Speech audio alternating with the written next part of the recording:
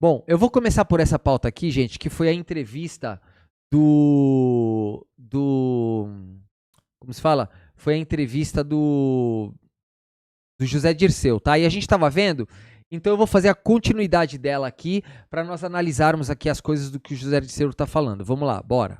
Conversa com você, conversa com o Genuíno, já esteve aqui 3 vezes conversando com a gente. Acompanhei. O Breno também. Assim, conversa com vocês A gente parou nessa pergunta aqui, gente, que foi uma pergunta tão cretina. Presta atenção a pergunta do entrevistador pro José Dirceu. Presta atenção. 2%, 3%. Aqui você ganha 10% no final do ano. Ô Zé, assim, conversa com você, conversa com o Genuíno, já esteve aqui 3 vezes conversando com a gente. Acompanhei. O Breno também. Assim, conversa com vocês é inacreditável. Vocês sabem o que tem que fazer, né? Sabem qual que é o dever de casa. Por que a gente não fez? Por que a gente não avança? Né? Terceiro governo Lula, 2 governos Dilma, por que a gente não consegue avançar mais? Nunca tivemos maioria na Câmara e no Senado. Você que... Vocês percebam a pergunta? Se você sabe tudo o que tem que fazer, por que a gente não avança nessas coisas? Porra, cara, porque tem um parlamento, né? Mano, cara, é um bagulho assim que eu fico pasmo, assim, a pergunta dele é tão profunda quanto um pires, né?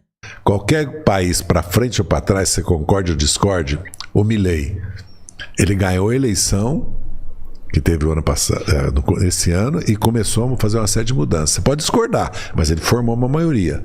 Ele pagou por isso lá dentro, né? O presidente Lula forma a maioria com partidos de centro-direita. Certos temas não vão avançar no Brasil. Mas se você pensar bem, o que o governo do Lula fez esses 3 anos, levando em consideração que é minoria no parlamento, é uma coisa fantástica. Porque aprovou o IVA, aprovou a isenção do imposto de renda, aprovou o lucro sobre capital próprio, aprovou offshore, quer dizer, quebrou. No Brasil era quase proibido falar em taxar o capital financeiro, em taxar as altas rendas, em taxar as grandes fortunas. Então...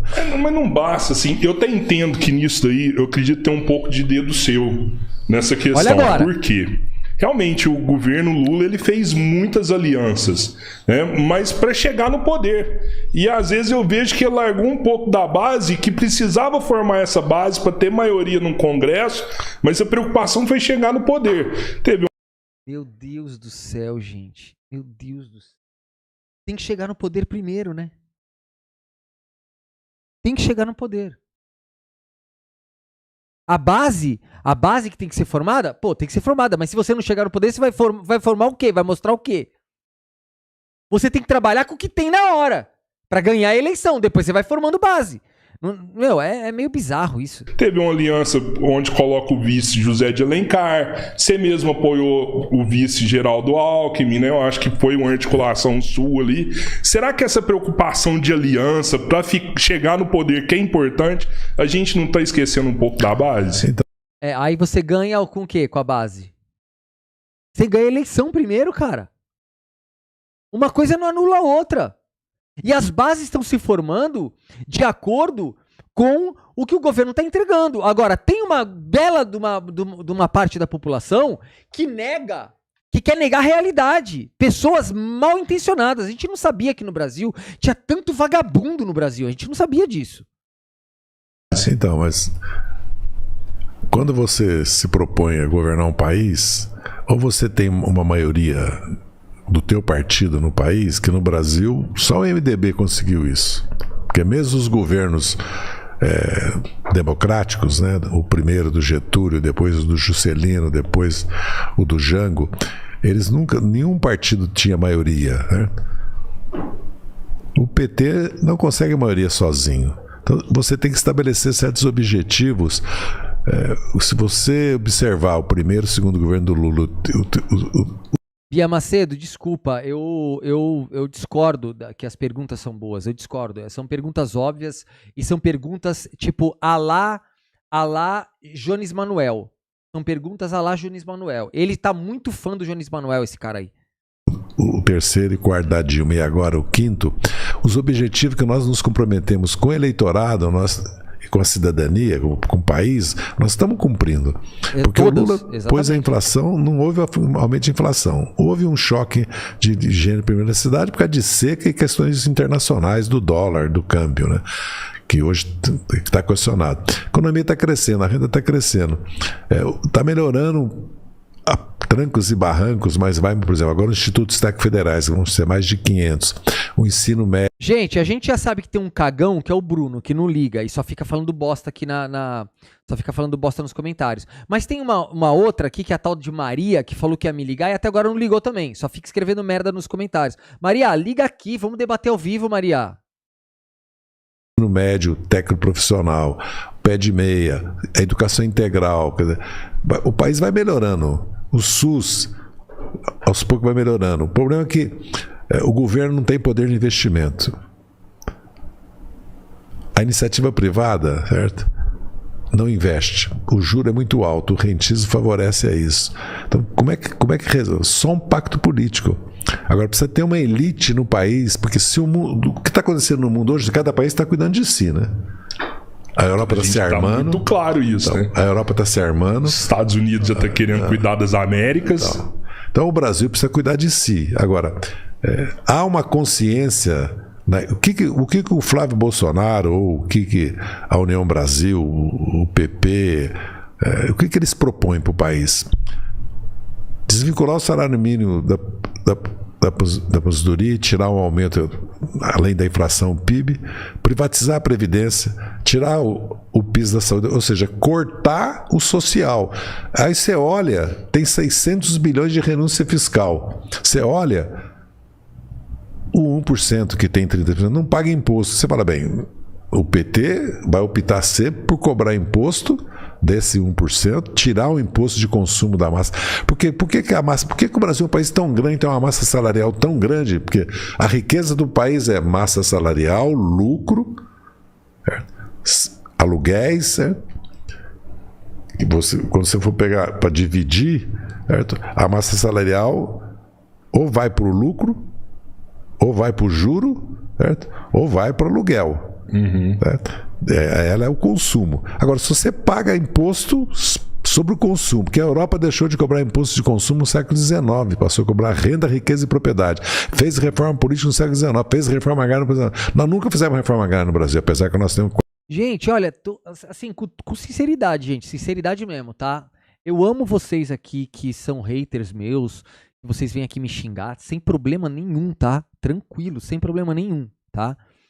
Só que, porra, manda um superchat, gente. Vocês são pobres mesmo, desse jeito assim? Vocês são tudo bolsonarista falido? Porra, me xinga com superchat aí. Manda 50, fala assim, Vitor, tu é um merda. Manda mais 50 e fala assim, Vitor, tuas músicas são uma bosta. Pô, mas manda um superchat, cara. Pelo menos pra tu não passar vergonha. Vocês são bolsonarista pobre. Cara, é vergonhoso ser bolsonarista e pobre, cara. Puta merda. Que merda, hein, cara? Vocês são muito merda mesmo, hein? Que bosta, hein? Nós temos 4 milhões de pequenas propriedades, que é uma riqueza fantástica. Então, se você pega essa massa salarial, põe juro nela de 30% e põe imposto nela, ela perde a metade da capacidade de consumo. Não. Então, o país fica...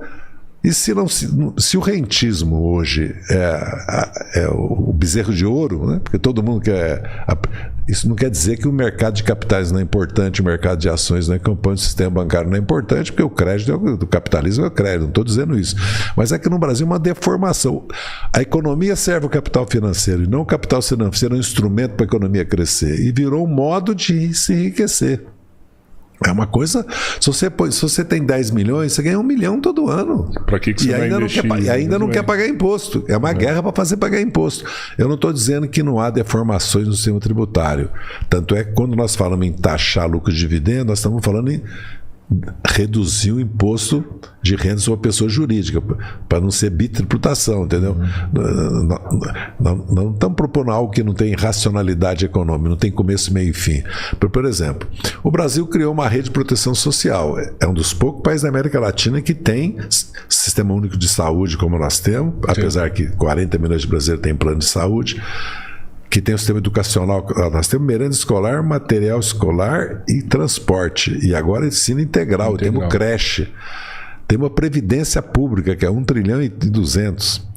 Temos BCP, LOAS, Bolsa Família, Seguro-Desemprego. Temos abono salarial. O Brasil tem uma rede de proteção social. Isso tem um custo para o país. Qual é o problema? Chegou a... Ô Soares, olha, você, ó, o Soares, a Maria e mais os outros idiotas aí que tem aí, cara, eu quero ler as mensagens de vocês, eu leio. Você fala essas coisas aí, que eu sou isso, que eu sou aquilo. Cara, eu leio tuas mensagens, só que só manda superchat. É só mandar superchat. Tu coloca 50, coloca a mensagem que eu vou ler a tua mensagem falando mal de mim. Olha só como eu sou democrático aqui, cara. Só que manda mensagem, cara, porque bolsonarista pobre pra mim não é gente. O cara que é bolsonarista e pobre, pra mim não é gente. Então, pelo menos tu mandando 50, eu falo, pô, ele não é tão pobre assim, né? Aí eu leio, entendeu? Agora, o que eu vou ler uma coisa de uma coisa que nem é gente. Aí não dá, né, meu? Agora, o país precisa pensar em investir, crescer, fazer uma revolução tecnológica na infraestrutura e reindustrializar o país. E reindustrializar, porque nós estamos exportando muito alimento, muito minério que nós podemos industrializar. O Brasil importa mais que exporta 50 bilhões de dólares de produtos químicos. Nós podemos produzir quase a metade disso aqui, ou 2/3. Quando eu falo nós podemos produzir, são as empresas estrangeiras, inclusive, né? Porque no Brasil, se você olhar qualquer setor industrial... Aliás, capital externo. É mais europeu e japonês que americano também, né? Chinês também. Agora chinês, né? Então, como o Brasil é rico, ele tem que usar essa riqueza dele, que é o mercado interno, que é a produção que ele tem de alimentos, que é a produção de energia que ele tem, que é a capacidade de mineral que ele tem, para trazer investimento, trazer tecnologia e industrializar o país. Não? Porque é isso. A China fez o quê? A China não se isolou do mundo. A China se integrou ao mercado capitalista, entrou para o OMC, mas ela controlou o câmbio, o sistema. Eurídice, querida, um beijo, obrigado. Obrigado pelo super sticker, querida. Muito, muito, muito obrigado, querida. Sistema bancário financeiro e é como e tecnologia. Você quer investir na China, você transfere tecnologia. Mas você não acha que o fato de ter impeachmentado a presidenta Dilma, né? Olha, gente, a Ingrid, ela falou assim, você vai ficar sem o Pix da direita porque você não merece, tá bom?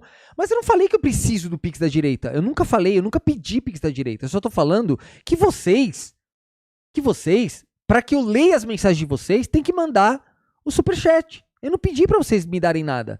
Só que vocês querem atenção aqui, num canal que vocês não gostam, e querem que eu leia a mensagem de vocês? Eu leio a mensagem de vocês, desde que vocês paguem. Vocês não pagam pro ladrão lá, pra aquele bandido do Bolsonaro? Vocês não mandam pix pra lá? Aqui é um serviço. Agora você quer um serviço. E nem é de ladrão, que vocês dão dinheiro pra ladrão. Dá o dinheiro aqui pra live pra eu poder ler a mensagem de vocês. Agora, vocês são chatos, vocês dão dinheiro pra ladrão e vocês querem que eu leia a mensagem de vocês de graça? Ô, queridos, deixa de ser pobre. Deixa de ser pobre. Bota 50 aqui. Deixa de ser pobre. Pô, bolsonarista e pobre não é gente. Bolsonarista e pobre é uma aberração da natureza. Pelo amor de Deus, isso não existe. Né, o fato do PT ter passado pelo Mensalão, pela Lava Jato, isso não acaba deixando o PT meio recuado, com medo de sofrer outro impeachment, outro golpe, e falar... Meu Deus do céu! O PT não passou por essas coisas. Essas coisas aconteceram porque outras pessoas fizeram isso durante o governo do PT. E essas pessoas só foram presas porque o PT deixa a Polícia Federal investigar. Não é que nem o Bolsonaro que diz, corta fulano, corta Beltrano, porque estão chegando na minha família. Não tem blindagem no governo do PT. O governo do PT deixa a Polícia Federal trabalhar e as pessoas foram presas justamente porque os governos do PT são transparentes. Só isso, simples assim. Olha, o Thiago CS falou assim, o gado está falando do Moraes. Não viram a Naturzaneri na Globo ontem dizendo que o Alexandre não é do Moraes. Exatamente. Já teve a perícia, né? O Alexandre de Moraes já veio a público falar, mas eles ficam na fake news, né? São covardes, né? Covardes. E falar, vou negociar. Porque, assim, sinceramente, vocês são os revolucionários. Era isso que a gente esperava de vocês. Uma verdadeira revolução num governo que fez mais reformas do que revolucionou. Né? É verdade. Mas se você pensar bem, tirar 20 milhões de pessoas da fome é uma revolução. Criar o ProUni, o FIES, fortalecer a democracia. Porque é o seguinte, você tem que fazer aquilo, certo? Dentro de um certo momento que é possível fazer. Você não pode querer fazer o impossível. Você pode lutar pelo impossível, mas querer fazer... O que é o pior do mensalão, da Lava Jato, do golpe? E principalmente... Porque nós ficamos de 13 a 21 só nos defendendo. E Exato. A direita... com espaço livre para fazer o quê? Com o governo na mão durante 6 anos e com espaço livre para querer fazer o quê? Aí fortalecer, eles tomaram os territórios de nós, se fortaleceram eleitoralmente, com o prefeito, com o vereador. E assim mesmo nós tivemos 32 milhões de votos, ou 37 com o Haddad, certo? O que mostrou que nós tínhamos uma base social, política histórica. E assim mesmo nós voltamos para o governo. Agora, isso prejudicou muito a nossa força, porque o PT era para ser um partido de 150 deputados, não era para ser um partido, a coalizão nossa de 80, era de 150. Era para nós ter, em vez de ter aí 250 prefeituras, era para ter 700, 800.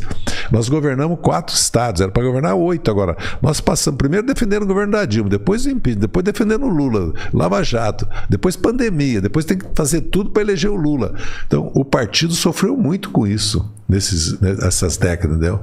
E outra coisa, o partido sofreu também muito com as mudanças, faz reforma trabalhista, previdenciária, vem o golpe, precarização, revolução tecnológica, a classe trabalhadora mudou muito e o país mudou muito culturalmente.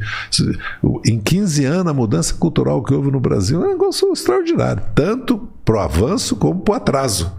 Gente, eu vivi para ler aqui nos comentários agora os bolsonaristas dizendo que a Globo desmentiu o Alexandre de Moraes.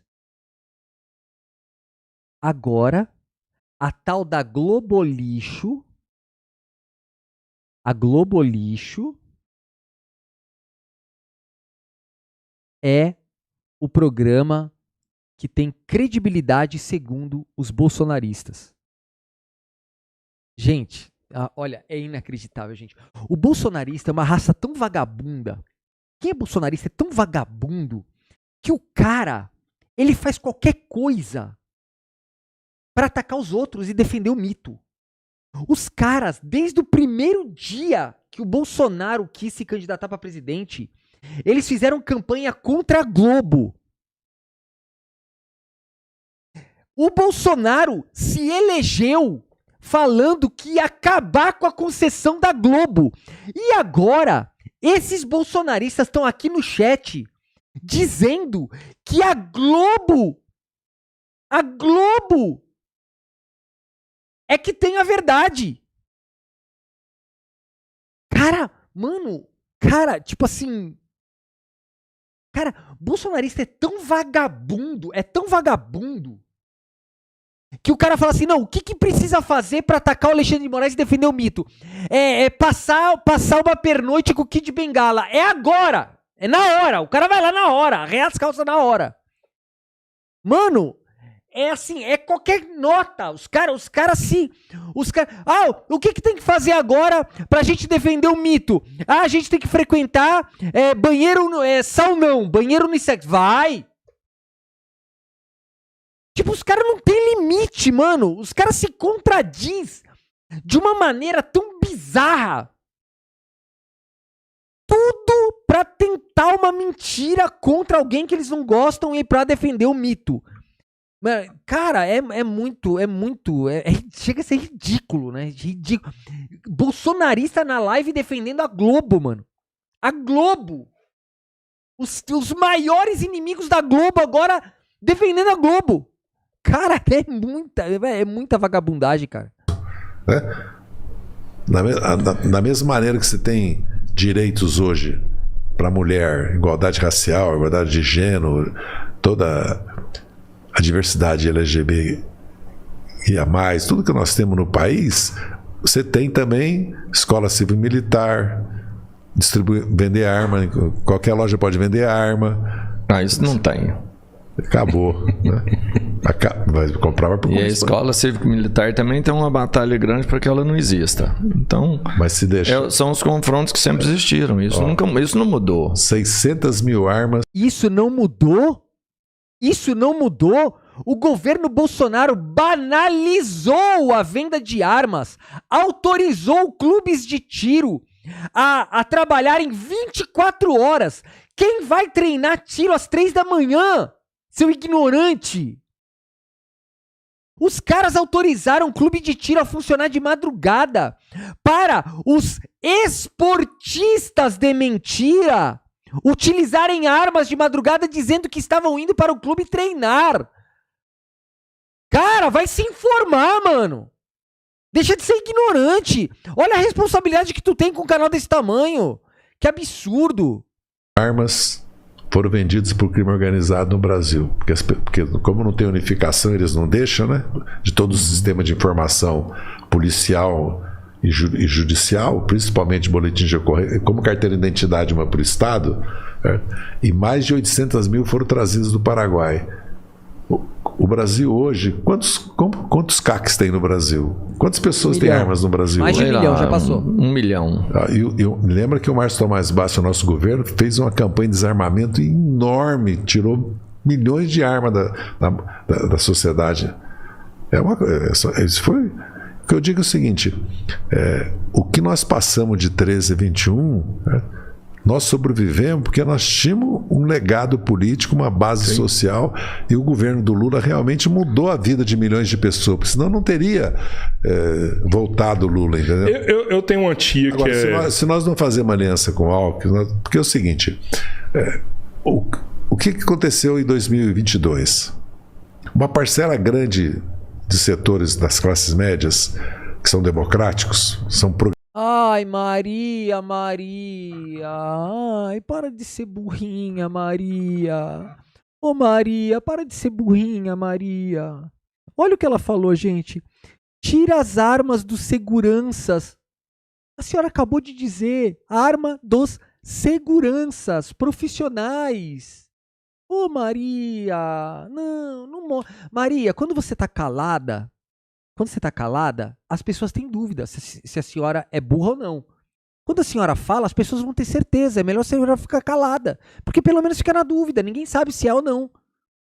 Agora é óbvio que nós somos a favor das armas nas mãos da segurança.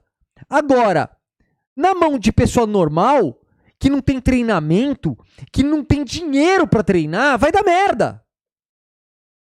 São progressistas, não são conservadores, né, em costumes, vamos usar essa palavra para simplificar, não queria de jeito nenhum a volta do Bolsonaro. De jeito nenhum. E podia voltar no Lula. Agora, eles queriam um seguro, uma garantia. Porque, na família é assim, nos negócios é assim, na empresa é assim. O Alckmin era essa garantia. Ô, Pantera, seu ignorante, tu deve ser um pobre, né? O Pantera é pobre, né? Ele tá aqui é pobre, porque ele não manda um superchat. Ó, perceba o seguinte, o Pantera escreveu assim, tá de sacanagem, é só treinar que fica bom no tiro. Cara, tu é muito ignorante. Tu não deve ter nem pistolinha de chumbo, tu deve ter, cara. Porque tu é um pobre, dá pra ver que tu é pobre.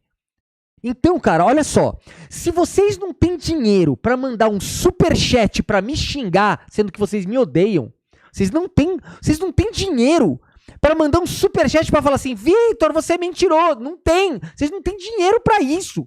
Como é que vocês vão ter dinheiro para treinar com armamento?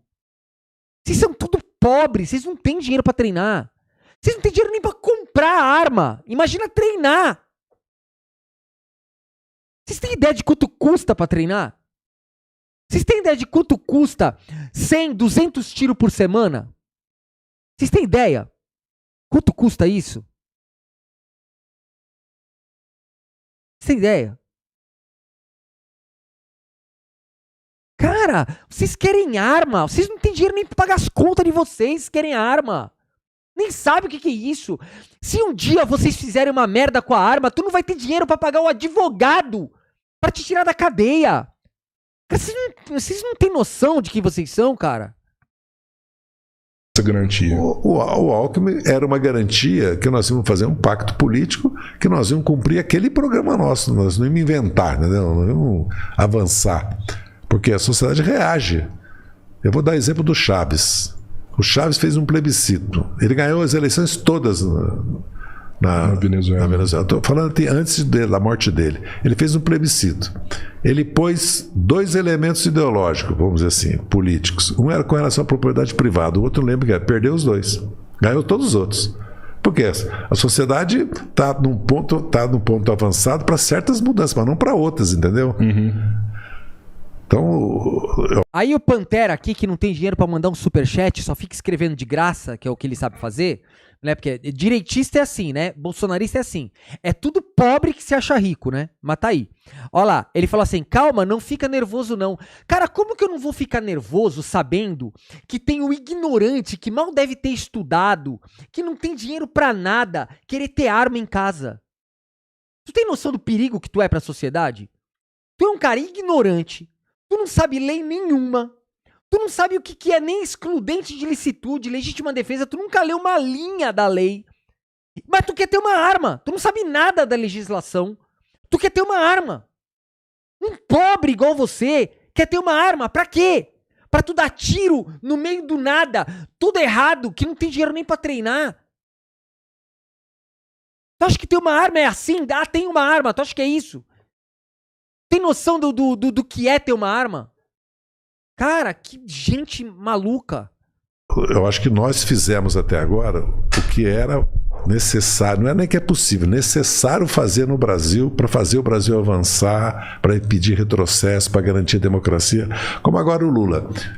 O Lula negociou com o Trump e com os Estados Unidos com sabedoria, porque nós sabíamos que 3.500 empresas da Câmara de Comércio do Brasil e dos Estados Unidos estavam contra o tarifaço. E nós sabíamos que dentro dos Estados Unidos, o complexo comercial, industrial, que importa do Brasil, estava contra o tarifaço porque prejudicava eles. Então nós sabíamos que havia uma margem. Tinha uma carta na manga para isso. Nós tínhamos que resistir. E no primeiro grito você não se ajoelhar, né? Você ficar de pé, né? E ir para negociação, e mobilizar o país, buscar uma coesão interna no país para poder negociar, o que se conseguiu, e até agora foi bem sucedido. Como o poder dos Estados Unidos, nós sabemos, estamos vendo hoje, com os ataques no Irã, de Israel e dos Estados Unidos, que é totalmente contra o direito internacional, isso aí. E nós brasileiros estamos proibidos pela nossa Constituição, inclusive, de apoiar qualquer atividade dessa, porque a nossa Constituição diz autodeterminação dos povos, não intervenção nos assuntos internos, solução pacífica para defesa da paz, da soberania dos países. Por isso que nós não apoiamos a Rússia no caso da invasão da Ucrânia. Entendeu? O Brasil tem... Está na Constituição brasileira isso. Eu acredito que nós temos que sempre ir ao limite, não nos conformar, certo, com o que nós fizemos, sempre procurar mais. Por exemplo, o que é mais hoje no Brasil? O que seria mais no Brasil? Uma revolução científica, tecnológica e educacional. Maria Tereza, manda um superchat pra gente começar a debater. Ou se não, vocês bolsonaristas têm 2 opções. Se vocês forem pobres pra não ter dinheiro pra mandar um superchat, né? Porque bolsonarista e pobre pra mim nem é gente. O que você faz? Você liga aqui. É o único meio que vocês têm pra falar comigo de graça. Quer falar comigo de graça? Liga aqui, ó. Meu telefone tá ligado. Olha aqui, ó. Olha meu telefone aqui, ó. Que beleza. Ó, tá aqui, ó. Meu WhatsApp.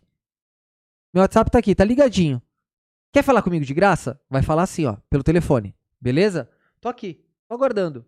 Agora, ficar escrevendo aí no chat, eu não vou ler. Não vou ler, porque tem que, pelo menos tem que mandar um superchat, né? Pelo menos. Educacional. A nossa educação está no século passado. Os professores ganham mal, as escolas não estão bem. Tem escolas avançadas, tem universidades avançadas. Pesquisa, universidade, o Brasil tem. Né? Mas o Brasil precisa. O Brasil não tem uma autopista que vai de Porto Alegre a São Luís. Não é isso? E nem que une as. Ô, Denner Luan, você é burro, hein, cara? Você é burro, hein? Você não entendeu a analogia de pobreza e bolsonarista? Você não entendeu? Você é burro. Eu vou ter que te explicar, cara. Você é burro. Eu não falei que eu sou rico e tô tirando onda de pobre. Eu tô falando que quem é pobre sabe o lado que tem que estar. O lado da igualdade, da luta contra a desigualdade social. A gente sabe de que lado. Agora, o Bolsonaro gosta de gente rica. Agora, pobre que apoia Bolsonaro é barata que apoia inseticida. Vocês são burro. É só isso que eu tô querendo dizer. Então, bolsonarista e pobre é uma aberração da natureza. É uma contradição tão grave que pra mim não é nem gente. Não é gente. Pobre nesse país está do lado do Lula porque o Lula é o único que está aumentando a condição de vida dos mais pobres, diminuindo a desigualdade, está isentando as pessoas mais pobres de imposto. E vocês são tão vagabundos que vocês estão utilizando a isenção do imposto de renda que o Lula deu para vocês mesmos. Vocês estão inclusos nas pessoas beneficiadas pelos projetos do Lula. Porque se vocês tivessem minimamente vergonha na cara, o que vocês fariam? Vocês recusariam os benefícios que o Lula conquistou. O que vocês têm que fazer? Quando vocês forem pagar o imposto de renda de vocês, vocês paguem o imposto de renda como era no governo Bolsonaro. Quem ganhava acima de R$ 1.900 já pagava imposto de renda. Então vocês têm que pegar a isenção de 5 mil, vocês diminuem para 1.900 e essa diferença vocês depositem no caixa do governo. Façam isso, por favor, tá? Eu quero que vocês façam isso, tá bom? No mínimo, vocês façam isso, né? No mínimo, façam isso. E ele tá falando assim, e você que pede Pix? Ô ignorante, o meu programa aqui, o Pix desse programa, é para ele ser autossustentável. As pessoas aqui ajudam o programa porque de alguma forma elas acham que merece. O programa merece. Graças a Deus estou aqui. O meu trabalho aqui requer estudo. Eu sou formado. Estou fazendo mais uma faculdade. Se você acha que é fácil entrar na internet e as pessoas manterem o teu canal com Pix, sendo que elas não são obrigadas a dar, faça igual, tenta o seu. Vamos ver se as bosta que tu fala gera Pix. Vai lá, tenta fazer o teu. E outra coisa, eu também tenho uma empresa, eu presto serviço para outros lugares. Então, eu comecei essa live sem depender de Pix de ninguém. Simples assim. Diferente de vocês, que não têm absolutamente nada, são pobres e dependem da isenção do imposto de renda do Lula. Vocês são pobres e bolsonaristas, nem gente vocês são. Simples assim. Agora, diferente de você, que é covarde e escreve aqui e não tem coragem de debater, eu não. O meu programa aqui ele é tão diferente que eu deixo meu telefone na tela e meu telefone tá ligado. E minha cara tá aqui, ó. Eu não tenho coragem. Eu não tenho coragem de esconder a minha cara. Porque eu acho que a pessoa que quer falar, a pessoa que quer defender, tem que estar com a cara descoberta. Não tem que estar atrás de perfilzinho fake, de bosta. Entendeu? Essa é a diferença entre mim e você. Eu tenho coragem, eu tenho autonomia e tenho o reconhecimento de pessoas que entendem que o meu trabalho é importante. E você tem o quê? Nada. Tem um mito preso. É isso que tu tem, um mito preso. Pronto. Bora lá. E obrigado a todas as pessoas que ajudam esse canal. Obrigado. Vocês são essenciais. Obrigado. É muito bom saber que eu tô aqui de pé e todo mundo tá compartilhando essa guerra comigo. E eu espero, por tudo que eu passo aqui de informação, como jornalista e agora como estudante de direito também, eu espero que vocês se sintam, como posso dizer, eu espero que vocês sintam que o meu trabalho aqui vale o que vocês me ajudam, tá bom? Um beijo no coração de vocês. Vamos lá. E as capitais que estão no litoral, que são poucas, né? Cuiabá, Brasília. Não tem uma ferrovia que liga São Paulo e o Rio de Janeiro. Né? A gente estava na China, então, trem de alta velocidade para todo lugar. Se você olhar os 4 anos do Lula, agora o que ele fez na infraestrutura do país é muito. Aliás, e outros estados fizeram também. Aqui em São Paulo está se fazendo no metrô, entendeu? O Brasil tem condições de fazer a revolução tecnológica e educacional, a sua infraestrutura, e reindustrializar o país e avançar, porque o mundo está entrando na inteligência artificial, nós ainda não chegamos na robótica. Porque combater a pobreza e a miséria, entendeu? Agora é com crescimento. Sim. Porque nós já fizemos tudo que podia ter de programa social. Se você olhar, o que falta de programa social? Eu não sei se o senhor concorda. Agora, assim, o Brasil tem que crescer 5%, 6% ao ano e dobrar o PIB em 10 anos. E distribuir a riqueza, porque pode dobrar o PIB e continuar lá em cima, né? Porque na época da ditadura o Brasil cresceu muito. Só que favela, pobreza, miséria nas grandes cidades, urbanização totalmente sem planejamento, deu no que deu. Tanto é que o povo se levantou contra, né? Porque o MDB fez maioria na Câmara e no Senado absoluta em 86. O povo deu um mandato para o MDB com maioria de deputado e senador. Nunca aconteceu isso na história do Brasil. Nunca. Tanto era... O balanço era tão contrário aos 21 anos de ditadura, né? Já tinha passado, porque a eleição foi em 86. Alô, quem fala? Tá me ouvindo, Vitor? Oi, tô ouvindo. Pode falar, querido. Alô? Você silenciou o teu microfone, cara. Teu microfone aí tá silenciado. Tá silenciado? Agora voltou. E agora? Voltou? Voltou. Então, eu já participei 2 vezes aí do seu canal, meu nome é André. Já fiz parte do Sistema Gospel, acho que eu até comentei com você no dia. E se você me permite, eu quero te dar os parabéns por você ter feito um adendo no React ontem do DCM. Eu tenho o contato do Kiko, já fiz parte do grupo de membros lá. E até falei com ele, mandei a sua live de ontem para ele. Legal. E mandei a sua, mandei do Thiago dos Reis também, que defendeu ele. Porque eu acho que nesse momento, Vitor, a gente tem que procurar unir forças, independente se vai ter apoio do governo. Mas você sabe que eu sou parceiro lá do DCM, né? Você sabe que eu apoio muito eles, né? Eu já ouvi várias lives suas já com o Thiago Soma, né? Sim. E assim, você está colocando aí, eu vi ontem também o grande Zé Dirceu, e aí aparece aqueles caras, igual aquele garoto IOF, igual o rapaz ontem abestalhado, falando do Zé Dirceu, falando que o Lula criou o imposto quando ele não criou. Então, agora o pessoal está falando, até parte da mídia progressista, me permita falar, sou eu que estou falando, ninguém vai poder dizer que é você, alguns jornalistas do ICL, por exemplo, até o Joaquim de Carvalho, que eu sempre admirei, mas muita gente está entrando na pilha lavajatista de colocar no velho udenismo que nada presta, que o STF não presta, porque não sei se você concorda comigo, Vitor, mas se a gente derrubar o último guardião e bastião da democracia no Brasil, que é o sonho da extrema-direita no mundo todo, vai acontecer o que aconteceu com o Orbán na Hungria, vai acontecer o que aconteceu em outras ditaduras. E se acabar com o STF, se tirar o Xandão de lá, não precisa nem acabar com o STF, na minha opinião, eles voltam, tiram o Bolsonaro da cadeia, num primeiro momento, depois eles vão destituir, se o Flávio ganhar do Lula, o STF, que é o projeto deles, elegendo mais senadores agora na próxima eleição, e aí acabou tudo. E aí nós vamos virar uma Coreia do Norte de direita aqui no Brasil.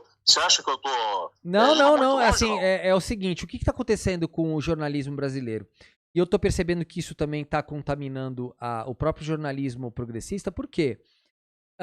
Porque existe um corporativismo, né? E aquela mulher lá do Globo, lá, eu esqueci o nome dela, a Malu Gaspar. A Malu Gaspar, o que ela fez? Ela colocou em xeque, ela foi no limite, né? Ela chegou a ser criminosa, porque ela não tem prova do que ela fala. E aí, tem caras que de repente têm vontade de fazer o que ela faz, se utilizando daquela imunidade do jornalismo, né?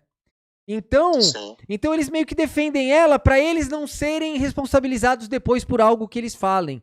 Mas eu sou do jornalismo raiz. O que eu aprendi na faculdade, a técnica do jornalismo, e principalmente com relação à técnica, quando você protege a fonte, a proteção da fonte é quando você tem um fato realmente ali comprovado. Né? Então aí você faz a proteção da fonte. Agora, o que eles estão fazendo é interpretar pedaços de vazamentos da Polícia Federal, o que já é crime.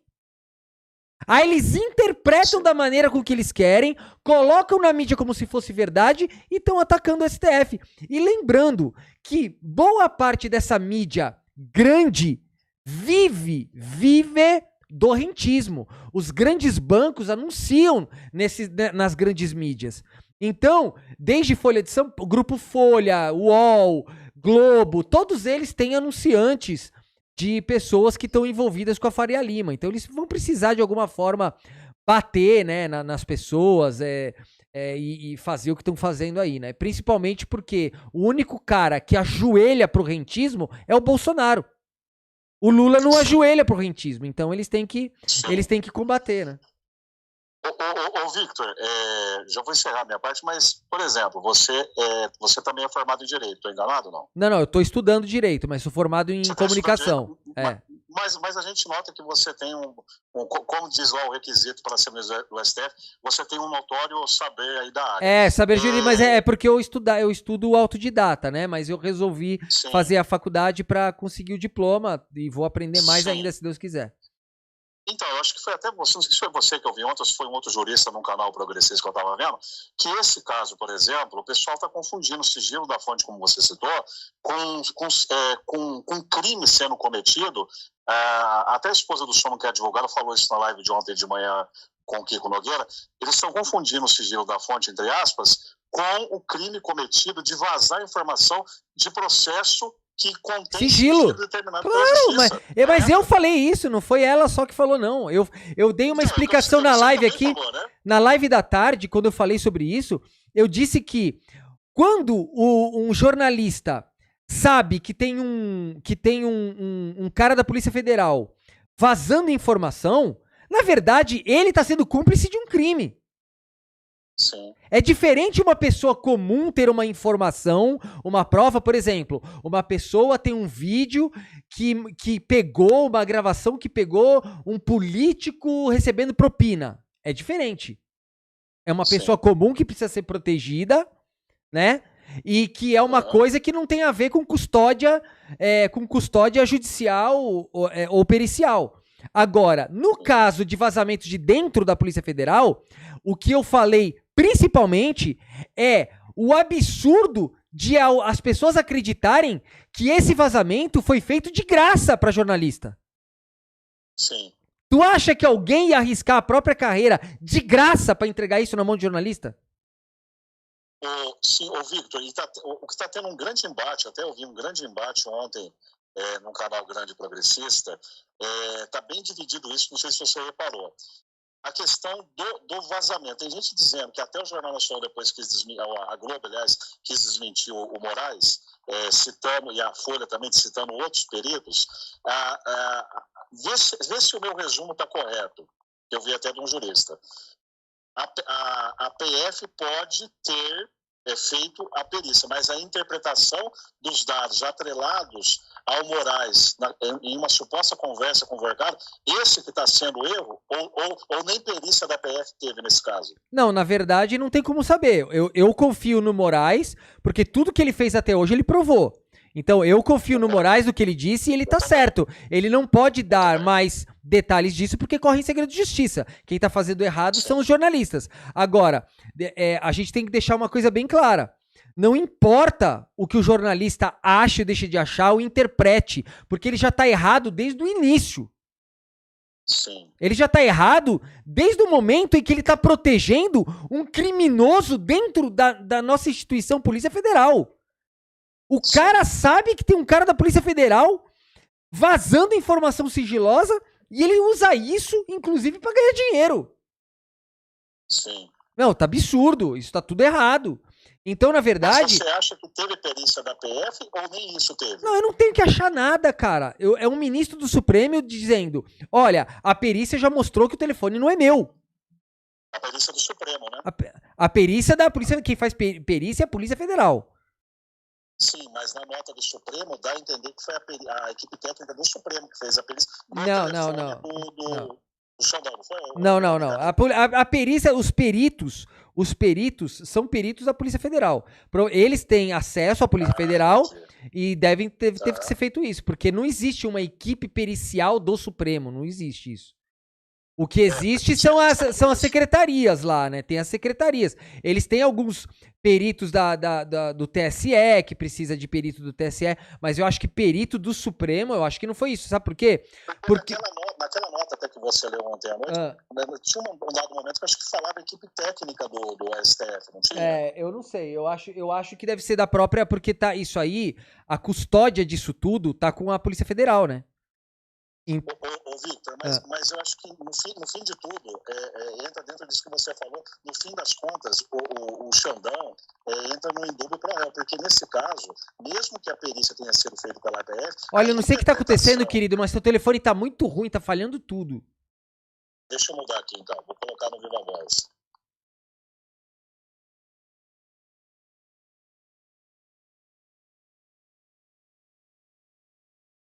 E agora? Tá falhando. Mas assim, querido, deixa eu só te pedir uma coisa. A gente tá entrando num assunto que tá fora da nossa pauta. Tá bom. A gente já tá há muito tempo nessa pauta. Mas assim, o que eu falei já tá tudo na outra live lá. Eu já dei todas as minhas. Eu já dei todas as minhas opiniões. Mas pra falar do DCM aí, o seu react, eu mandei, como eu te disse, era show de bola e é isso, meu querido. Mas resumindo da minha parte, ainda que... A tua voz tá baixando. A tua voz tá lá no fundo, cara. Tá muito estranho. Ainda que tivesse a perícia da PF, no caso, a interpretação que ligou o Xandão a ter conversa com o Voltaire, Ixi, foi pro saco, cara. Foi pro saco. Tem algum BO deu aí no seu equipamento.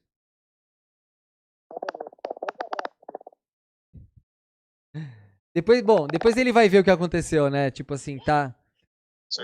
Agora melhorou, agora voltou, diga. Voltou. Agora eu tirei do... Então, para resumir da minha parte, ainda que for verdade, eu já estou encerrando, que eu liguei mais para realmente parabenizar você pela questão do DCM e... ainda que fosse verdade essa questão da perícia ter feito realmente da PF, mas no fim das contas, o cerne é o que você falou. Não tem como comprovar que aquelas mensagens, aquilo lá foi uma interpretação da Malu Gasparzinho cara, e da CPMI. Cara, eu vou te dar um exemplo. Realmente foi uma conversa do Alexandre com o Vercaro. Olha só. Da imprensa e da CPMI, concorda comigo? Olha só. Eu vou te dar um exemplo básico. O que aconteceu com o DCM foi a mesma coisa que aconteceu com o Alexandre de Moraes. Eles simplesmente olham uma coisa, fazem o julgamento deles e postam como se fosse verdade. Como que eles vão provar que aquilo é o DCM? É o DCM. Que é o diário do centro do mundo, então, né? Exatamente, foi a mesma coisa, cara. É a mesma coisa. Tipo, assim, eles simplesmente falam assim: eu acho que é desse jeito. E pau na máquina. Isso é crime. Isso é calúnia. Né? Então não pode.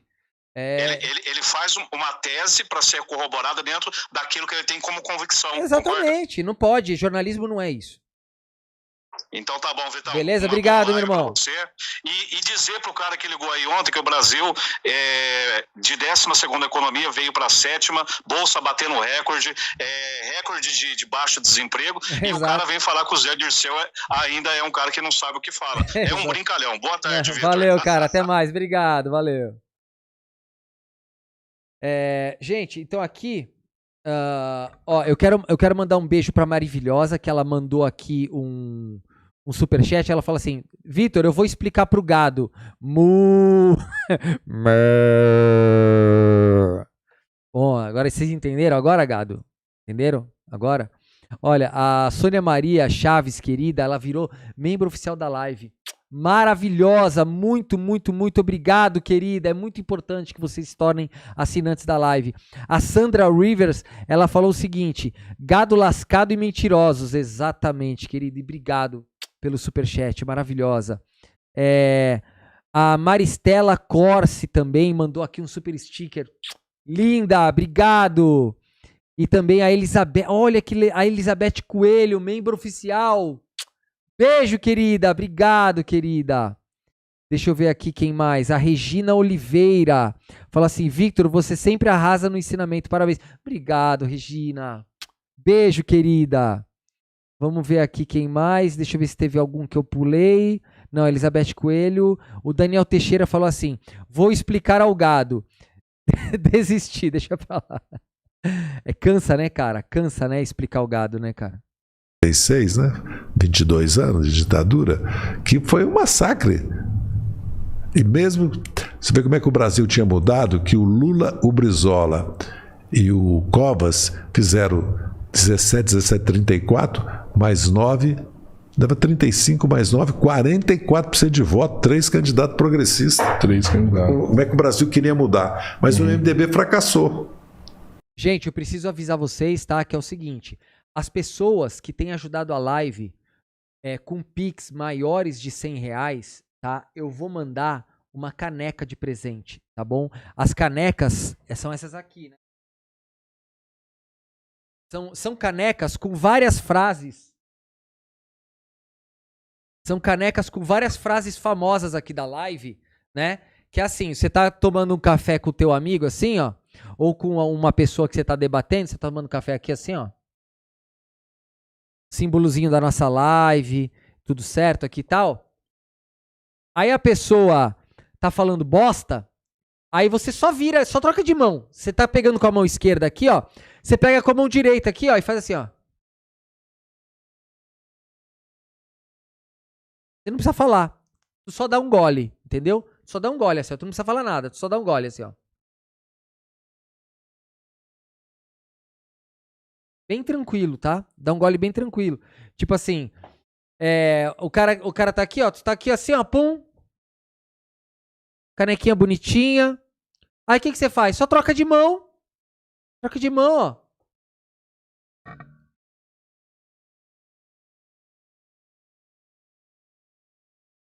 Degusta um cafezinho.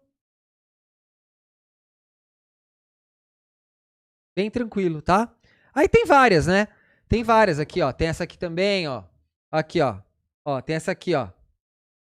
Aqueles mentirosos, né? Aqueles mentirosos, aqueles bolsonaristas ignorantes. Você tá aqui assim, ó, pá. Canequinha da live, ó. Bonitinha a canequinha da live, ó. Aí tu só troca de mão assim, ó.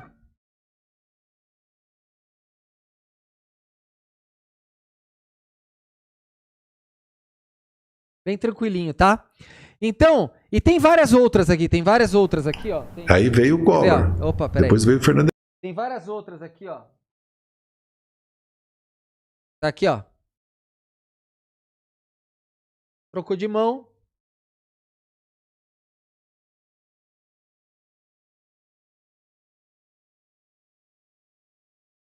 Entendeu? Bem tranquilo. Então, o que acontece? Eu tô separando aqui o nome das pessoas. Eu tô separando o nome das pessoas aqui. Então, o que acontece?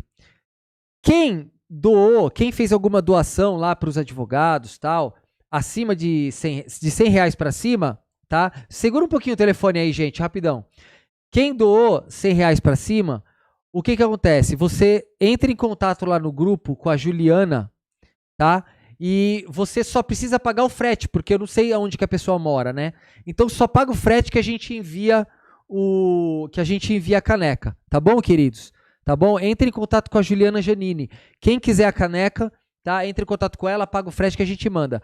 E eu vou separar mais umas 20 canecas para aquelas pessoas que não têm condição de ajudar com mais de R$100, mas a gente vai doar algumas canecas para essas pessoas, tá bom? Em nome de todos aqueles que doaram mais, tá bom, queridos? Então é isso. Vamos lá. Queridos, segura um pouquinho o telefonema agora, gente, por favor. Vamos lá?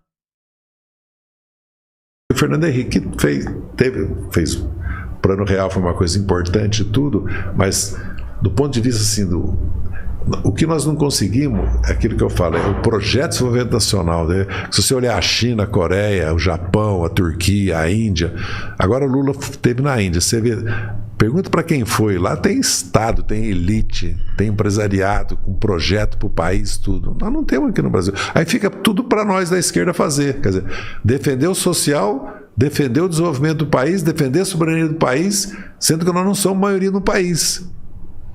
A vida é dura, viu? Não tem vida, não tem moleza para nós. Eu tenho uma tia que ela é petista e, assim, ela enxerga essa revolução que o senhor falou, assim, sabe? Ela viu o PT tirar essas pessoas da fome, ela viu o PT colocar as pessoas na universidade, ela vê o que o PT fez de contribuição. Mas eu não sei se o senhor concorda com isso. Tem uma geração nova que tá sedenta por algo, por uma mudança. Ai, meu Deus do céu! Olha aí, olha o que ele falou, gente! Olha só o que ele falou. Não, presta atenção. O cara faz a pergunta e ele mesmo se contradiz na própria pergunta. Olha isso, olha só, presta atenção. Se você olhar a China, a Coreia, o Japão, a Turquia, a Índia... Não, Lula essa é teve demais. na Índia. Olha só, essa é demais, olha Pergunta só. para quem foi. Lá tem Estado, tem elite, tem empresariado, com projeto para o país, tudo. Nós não temos aqui no Brasil. Aí fica tudo para nós da esquerda fazer. Quer dizer, defender o social, defender o desenvolvimento do país, defender a soberania do país, sendo que nós não somos maioria no país. Ô Ingrid, você pode escrever o que você quiser, mas se copiar e colar, eu vou banir da live. Beleza? Ingrid, não seja burra, eu já expliquei. Não se faça de burra, Ingrid. Não se faça de burra. Eu já disse que eu não vou banir ninguém na live, mas se ficar copiando e colando a mesma frase pra eu ler, eu vou banir você. Você pode escrever o que você quiser, desde que seja diferente. Não se faça de burra, ok?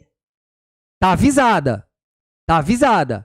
Se a senhora quiser que eu leia uma mensagem sua, você manda um superchat. Você fica copiando e colando mensagem, eu não vou ler. Tá bom? A vida é dura, viu? Não tem moleza. Gente, presta atenção agora no que o cara vai perguntar. Olha o absurdo. Nós. Eu tenho uma tia que ela é petista e, assim, ela enxerga essa revolução que o senhor falou, assim, sabe? Ela viu o PT tirar essas pessoas. Ela viu o PT tirar as pessoas da fome. Presta atenção que ele vai, olha o que ele vai falar. Da fome. Ela viu o PT colocar as pessoas na universidade. Ela viu o PT colocar as pessoas na universidade. Presta atenção. Olha a pergunta, olha o nível da burrice da pergunta. Ela vê o que o PT fez de contribuição. Mas eu não... Ela vê o que o PT fez de contribuição. Mas ele acha que isso não é muito. Isso aí é algo... A gente quer ver algo diferente. O quê? Quer ver o Lula de sunga? O que você quer ver? Olha isso. Não sei se o senhor concorda com isso. Tem uma geração nova que tá sedenta por algo, por uma mudança significativa, né? Sim, quando o PT ganhou, ele trouxe reformas positivas. Quem votou no PT naquele... Olha o cara falando tudo que o PT fez de bom. Mudou o Brasil. Mas ele acha que não, ele acha que quer ver alguma coisa diferente, olha isso. Naquela época, enxerga, virou base do PT, Minha Casa Minha Vida. Esse povo é fiel ao Lula até hoje. Mas tem uma geração nova que quer ver algo assim, nada de muito magnífico acontecer. Tirou a população da pobreza. Menor inflação de toda a história. Bolsa de valores explodindo. Universidades. Tudo foi o PT. Tudo que existe nesse país foi o PT. Mas a gente tá querendo ver alguma coisa assim, né? Porque não tem nada de extraordinário. Gente, é assim, é a coisa mais bizarra que eu já vi. O que esse cara tem na cabeça pra fazer uma pergunta dessa, gente? Aconteceu. Concordo totalmente. E ela tá... Num tal Deus dará, eu diria que ela está por conta própria e tá saindo bem. Se você olhar a cultura, a luta contra o fim da escala 6x1. Hoje mesmo eu fui lá na diplomação dos defensores. Eu acho que eles estão querendo ver a mala do Lula de sunga, porque não é possível. Tu quer ver o quê, cara? O que o Lula conseguiu passar? A reforma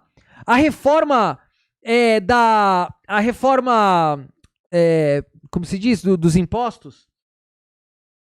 Bom, a reforma dos impostos, ele deu a isenção do imposto de renda, ele foi o cara que mais fez universidades e escolas técnicas, ele tirou a menor nível de pobreza e tirou o Brasil do mapa da fome. Cara, tipo assim, é tudo, não tem uma coisa desse país que não seja o governo do Lula que fez.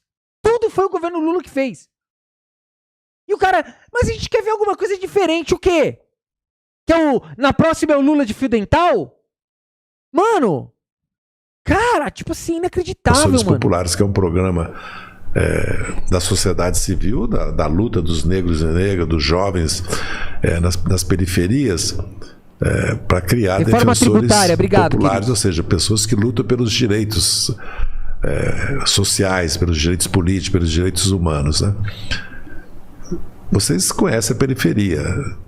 A juventude está se defendendo na cultura. É uma coisa fantástica.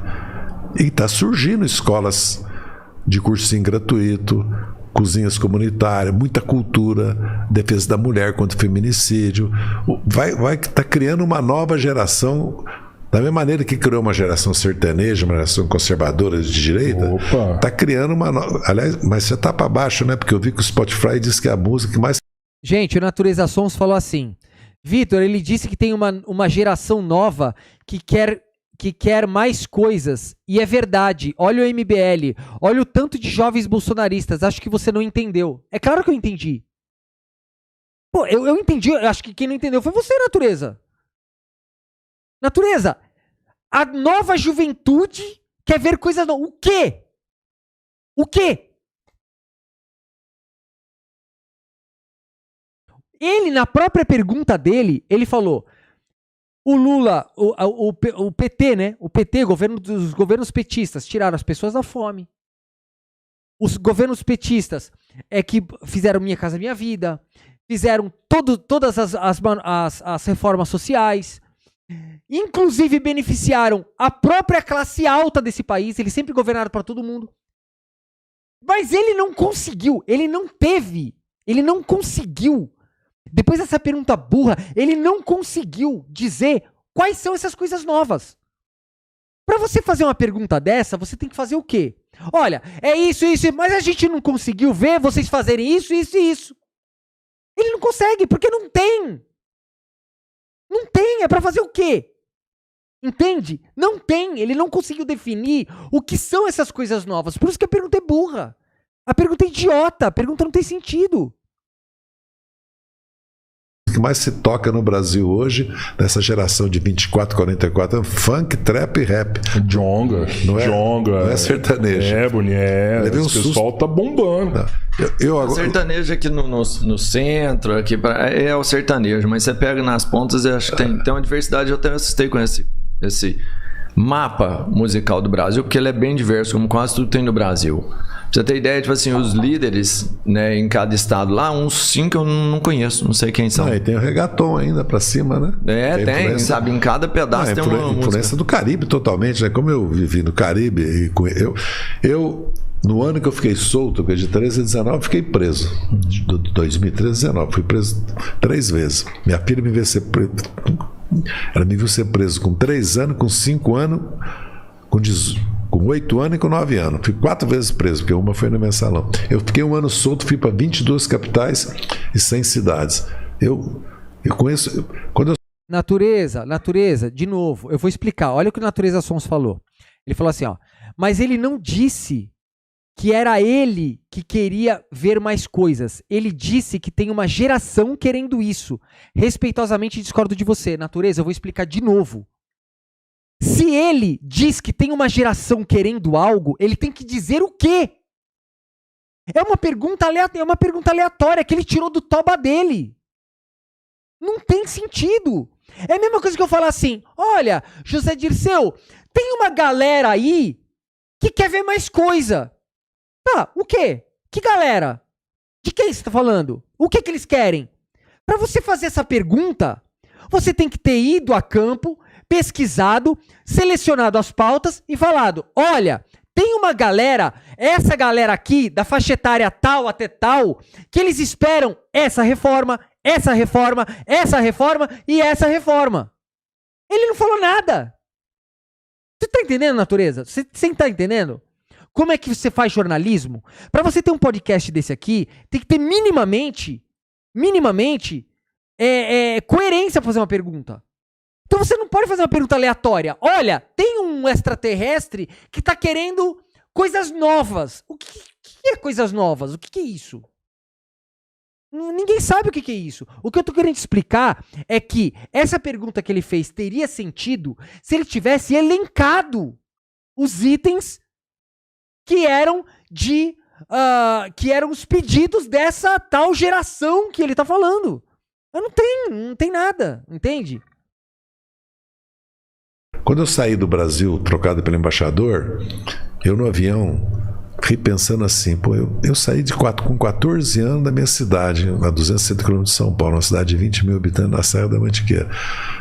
Foram 61, 7 anos. Eu fui uma vez a Salvador, num congresso geral das entidades gerais da Uni. Fui uma vez em Belo Horizonte, no congresso clandestino da Uni.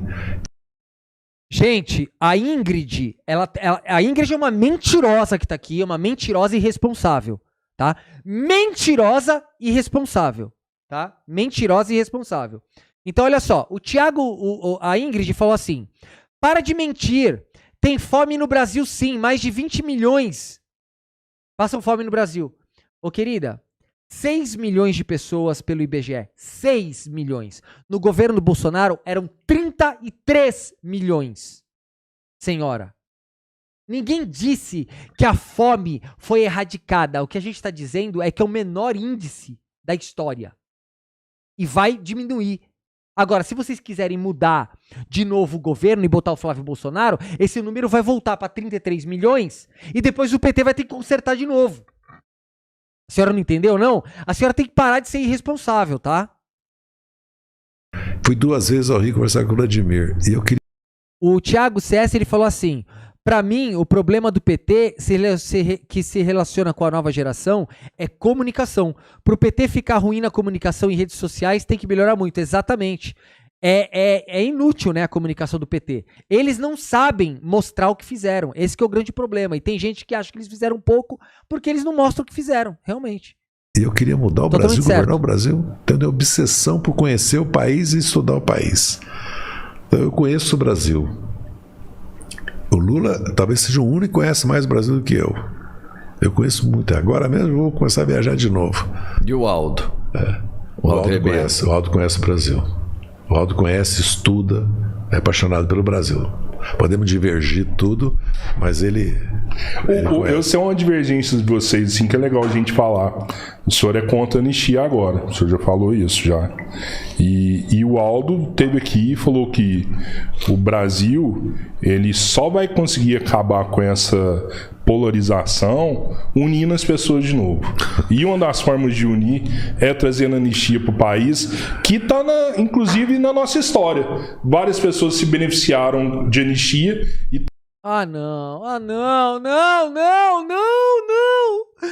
Quem se beneficiou da anistia foram os militares, ignorante. Os militares. Os militares estavam há 20 anos no poder ilegalmente. E para eles entregarem o poder para o governo civil, eles fizeram um acordo para que o governo civil não os punissem pelos absurdos que eles fizeram. Esse foi o acordo. A anistia foi para os militares. Ai, meu Deus do céu, gente, meu Deus do céu. E toda vez que aconteceu a anistia, era para unir o país e manter o país integral. Mas se você olhar o Flávio Bolsonaro falando, eles dão um golpe de novo. Eu fui anistiado, mas eu me filiei ao PT e eu tinha defendido a democracia a vida toda. Eu não precisava nem ser anistiado, é diferente. Exato! Porque quem rasgou a Constituição... Quem rasgou a Constituição foram os militares. Eles estavam lutando para tomar o poder dos militares que estavam lá ilegalmente. Eles queriam... O José Dirceu queria devolver o poder para o governo civil. Que isso aqui é uma república, isso aqui não é um governo militar. Gente, cara, é inacreditável, cara, inacreditável. A Constituição usou as armas que a nação entregou para defendê-la contra a nação, foram os militares em 64. O caso do Bolsonaro e dos bolsonaristas e dos golpistas é outro. Por que não vai acabar a polarização? Eu digo às vezes até para o meu presidente, a quem eu devo obediência, o Edinho, que eu não concordo que o Brasil está polarizado. O Brasil está politizado. Eu vou te dar um exemplo. Eu estou na padaria conversando, eu vou na padaria, eu adoro padaria, adoro coxinha, pão na chapa. Apesar que eu tenho 80 anos, eu tenho que ir controlando, né? Estou lá, os meninos estão conversando entre eles, estão trabalhando, um na chapa, outro nas frutas, outro no sanduíche, estão conversando entre eles. Aí um fala assim: paga mais imposto não. Vou pagar não. Gente, tem um tal de Rodrigo aqui que ele escreveu assim: acho que o Vitor está com preconceito do gordão. Preconceito? Preconceito? Sabe o que é preconceito? Tu sabe ler? Pré-conceito, é o conceito anterior. Eu não tô tendo conceito anterior nenhum dele. Eu tô tendo um conceito agora firmado pelo que ele tá falando no presente. Não é um pré-conceito. Não é um conceito que eu fiz previamente dele, sem nenhuma base. Eu tô aqui observando a maluquice das perguntas dele que não fazem nenhum sentido. Um cara que tem a responsabilidade de um podcast com mais de 500 mil de pessoas, minimamente tinha que fazer uma pergunta inteligente, não essa bobagem que ele tá falando, né? Olha, estão roubando tudo com as emendas impositivas. A conversa era essa. Estão roubando. Olha, 90 deputados sendo investigados. Você viu que, ó, a foto aqui, ó. O outro falou assim, não. Eu quero pagar imposto, mas eu quero que os ricos paguem. Você vê? Os dois estão politizados, não é polarização. Um tem uma visão que ele não está errado, mas o outro tem uma compreensão do problema real do país. E todos devemos pagar imposto, mas quem ganha menos, quem ganhar mais. Aí quando chega nos mais, parou em 27,5%. Ingrid, sua ignorante, o José Dirceu foi absolvido das condenações da Lava Jato, ignorante. Aquilo tudo ilegal, prenderam ele ilegalmente, ignorante. Vai estudar, Ingrid. Eu ganho 8 mil reais, pago 27,5%. O cara ganha 800 mil, 8 milhões, paga 27,5%. Não, no mundo, nenhum país do mundo é assim.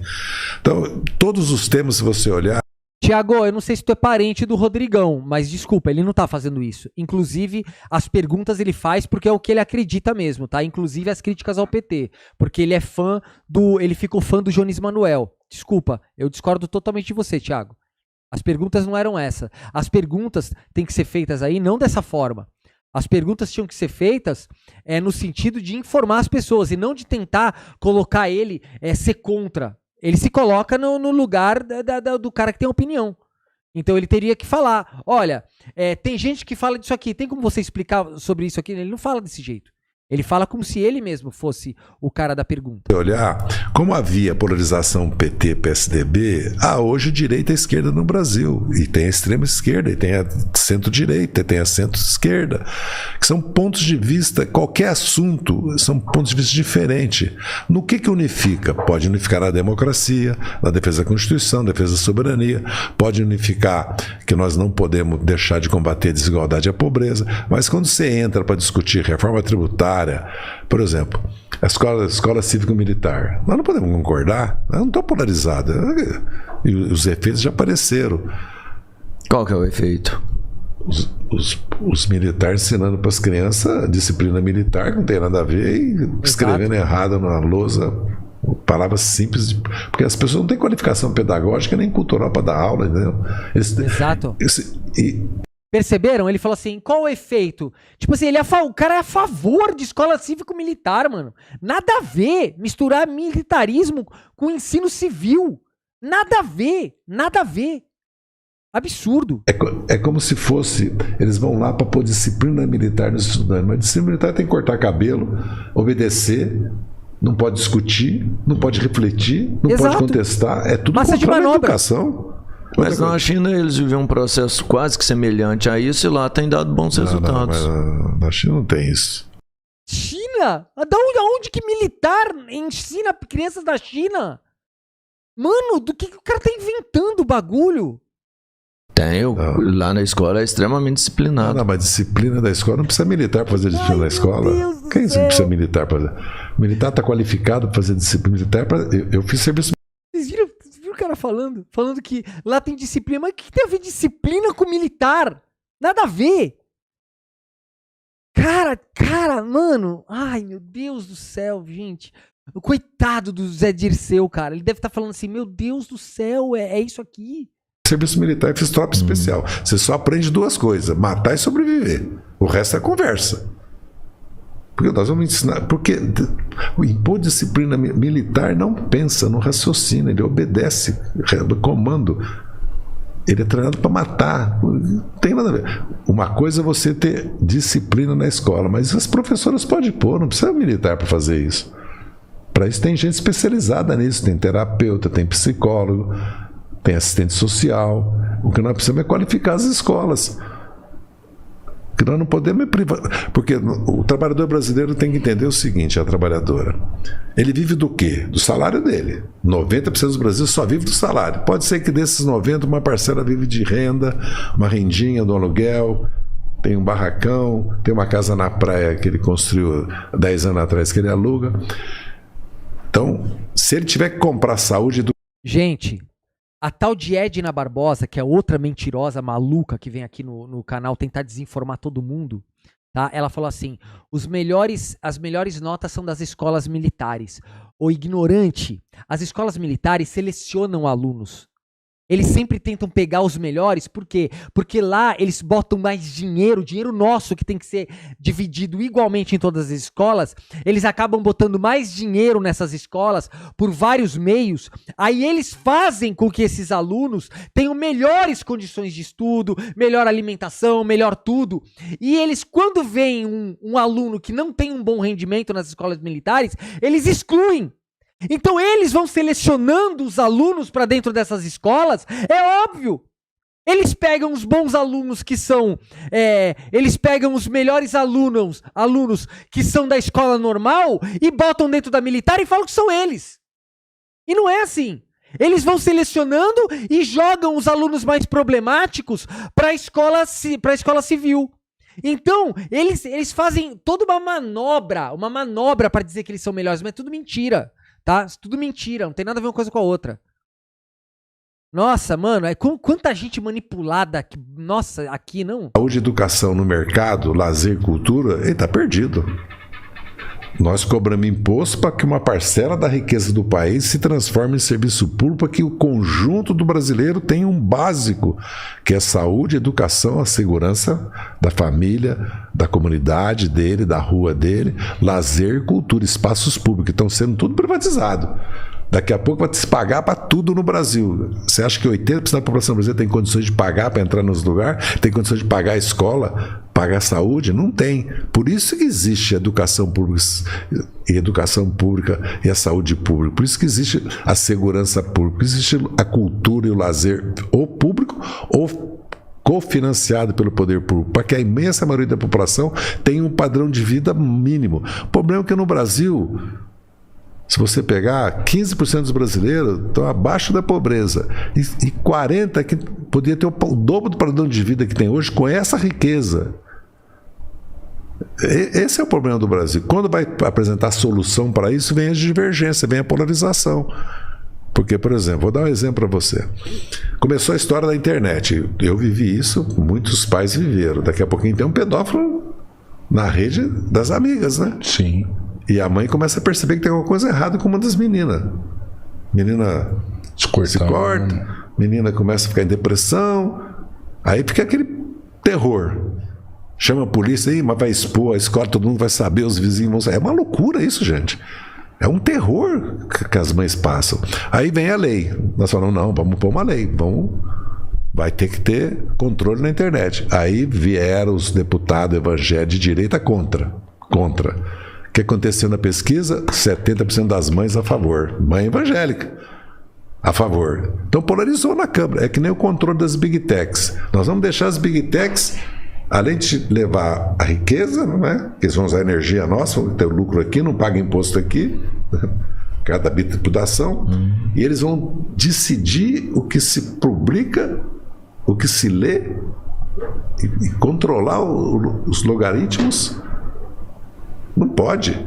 Aí eles falam que não. Por quê? Porque eles querem ter liberdade para fazer as fake news, para fazer o terror que eles fazem nas redes.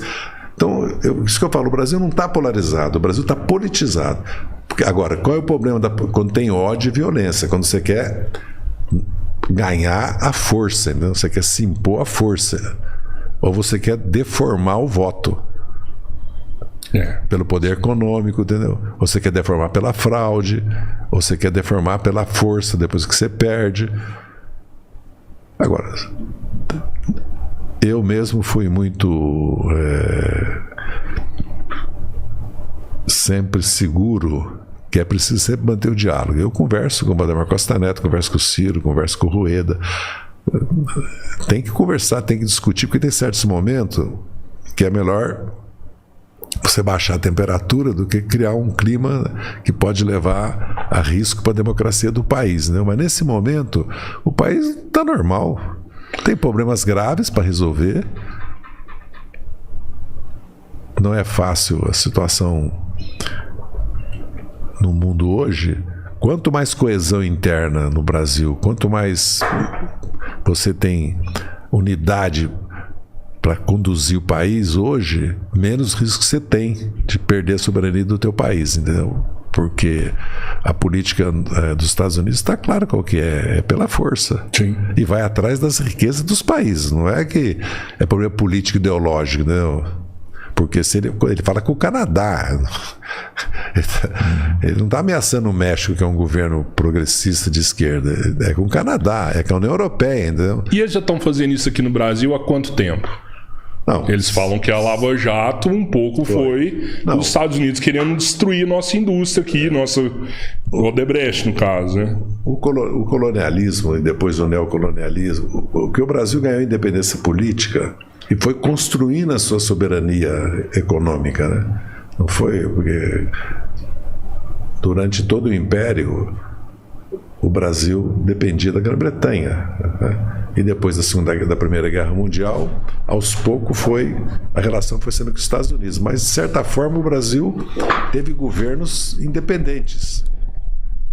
De certa forma o Brasil sempre teve políticas.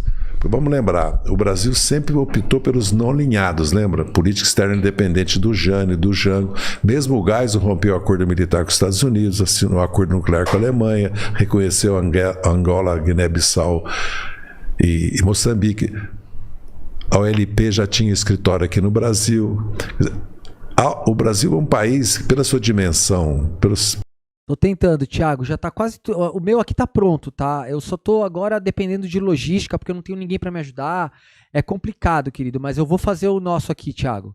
Tá? Eu vou fazer aqui a parte mais difícil, que é a parte... A parte mais difícil não, porque tem a outra parte mais difícil também, que é a logística. Mas eu vou começar a convidar pessoas aqui pro podcast, a gente vai começar o nosso aqui aos pouquinhos. A gente vai chegar lá. Vou dar um jeito. Pela sua riqueza, sempre teve uma margem de autonomia e sempre foi favorecido pelas crises, pela Primeira Guerra Mundial, pela Segunda Guerra Mundial, pelo envolvimento dos Estados Unidos no Vietnã e depois pelo envolvimento, a partir do governo Bush, com os Estados Unidos no Oriente Médio. Agora, vamos dizer assim, chegou a nossa hora, porque o Trump disse que a prioridade dele agora é o hemisfério ocidental. América do Sul. É a América do Sul e é o Brasil, porque o país, né? São as riquezas, o mercado nosso, né? Agora, eu vou fazer uma pergunta. Qual a empresa americana vamos pegar os últimos 30 anos e tem alguma queixa do Brasil?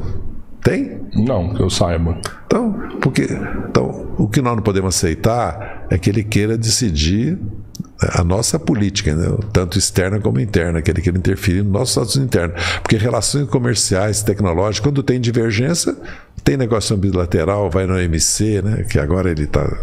Porque o Trump, na verdade, ele está enterrando a ordem que foi criada na Segunda Guerra Mundial, que já tinha entrado em crise quando o Reagan e a Margaret Thatcher começam com o neoliberalismo, com a financiarização, com a globalização.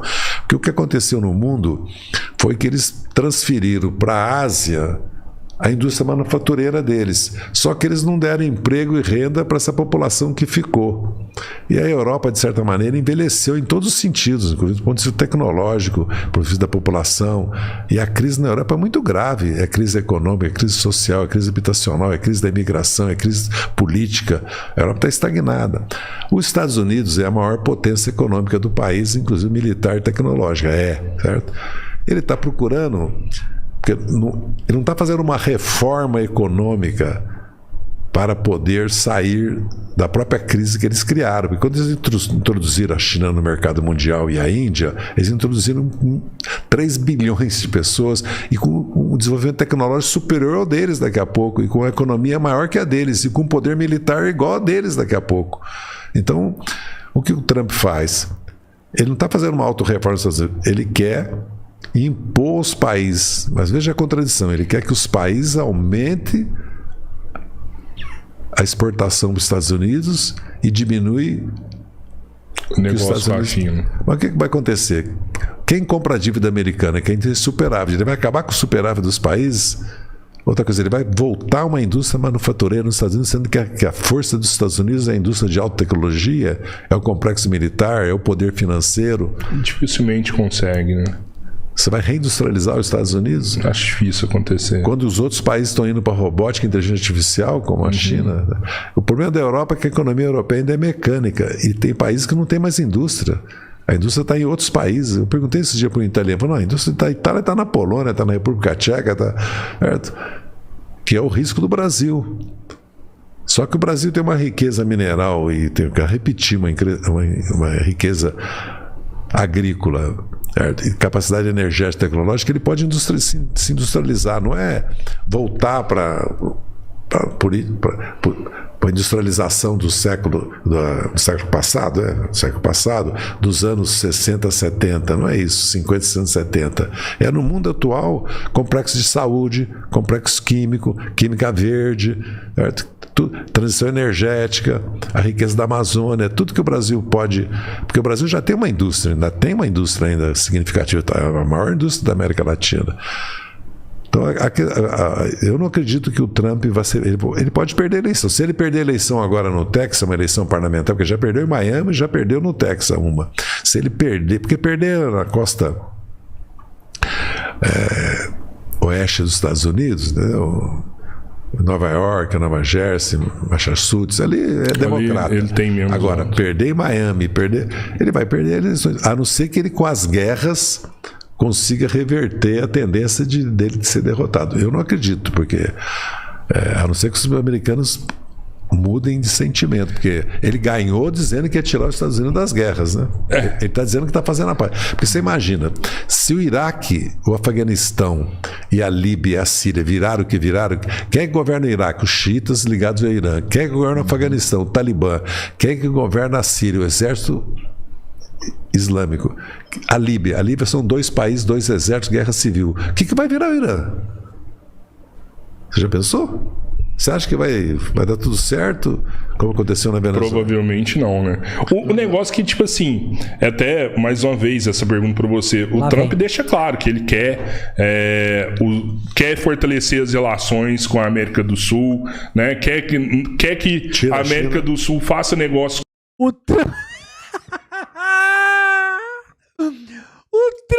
quer fortalecer. Ah, não, eu não escutei isso, mano, não. Não, ele tá forçando, não é possível. Não é possível. É um personagem, não. O Trump quer fortalecer as relações com a América do Sul. Da onde que ele tirou isso, gente? O Trump quer fortalecer... cara, pelo amor de Deus! O Trump quer destruir a América do Sul para ele ter domínio num plano colonialista absurdo! Fortalecer o quê? Nossa, mãe do céu, meu Deus do céu, da onde esse cara tirou isso? Não é possível, gente. Ele falou isso, ele teve a moral. Assim, até mais uma vez essa pergunta para você. O Trump deixa claro que ele quer fortalecer as relações com a América do Sul, né? Quer que a América do Sul faça negócio com os Estados Unidos e tire a China da jogada. Ele não quer que faça negócio com os Estados Unidos. Ele quer explorar a América do Sul, pelo amor de Deus. Meu Deus do céu, gente, que doideira. Mas você que está nos bastidores da política, isso já acontece há muito tempo, antes do Trump, né? Obama, sempre os Estados Unidos tá tendo influência no Brasil. Eu não sei se o senhor chegou a ver agora, vazou um negócio de Epstein, né? Que eles mencionando Lula, Bolsonaro, né? Então, assim, a gente sabe que a CIA sempre teve aqui no Brasil, né? Tem documentos aí da época da ditadura falando que a CIA já influenciava o Brasil. Eu duvido que eles não exerçam essa influência ainda aqui. Não, eles têm influência. O que eu falei? Eu estava falando do colonialismo que caiu por causa da guerra da Argélia, por causa da guerra do Vietnã, e porque começou guerras de independência na África também. E depois da derrota dos franceses e dos japoneses, depois os americanos foram derrotados também, porque os povos lutam. Essa ilusão que você pode dominar outro país, você pode ocupar outro país, isso não existe. Ou a ilusão que o trabalhador aceita trabalhar 12, 14 horas, empresta as condições insalubres, ganhando pouco, que não vai acontecer nada. Olha os motoboys, o pessoal de Uber, eles já têm um piso salarial, eles já querem problema de saúde, previdência, né? Ninguém se submete a isso. Por que a juventude conversa com qualquer empresário do setor de serviços e comércio? Fala, eu não consigo.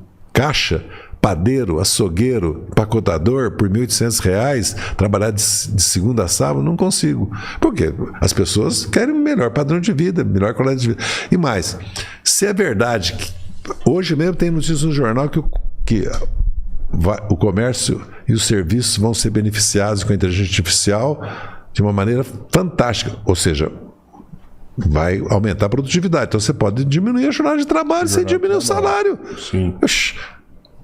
Aí você vai falar que tem um que vai falar que vai dar ócio, tem outro que vai falar que a população na verdade não tem o que fazer nas horas vagas. As pessoas querem estudar, querem trabalhar, querem ficar com a família, e é possível, exatamente porque tem automação, robótica e inteligência artificial. A não ser que você pense no mundo como era o músico está pensando, que o músico está pensando, não. A inteligência artificial vai chegar, uma parte da população, 30%, 40%, não vai ter o que fazer, nós vamos dar uma renda mínima para elas e ponto final. Não. As pessoas vão trabalhar menos, cada vez menos, porque o que aconteceu na Europa? Foi reduzindo 32, 28 horas, 34, conforme o país. E mesmo no Brasil, o que o Milei está fazendo? Aumentando para 12. Aqui, a primeira greve que aconteceu no Brasil, que nasceu a classe trabalhadora, foi em São Paulo por jornada de 8 horas e proibição do trabalho de criança. Então nós vamos voltar para o começo do século passado, com essa história que não pode reduzir a jornada de trabalho sem reduzir salário. Aliás, o México acabou de reduzir de 44%. Outra coisa é escalonar, dar compensação, proteger pequena e microempresa. Tudo isso tem que discutir. Agora, o princípio você não pode, que as pessoas não podem trabalhar menos se há um avanço tecnológico, é completamente contraditório, né?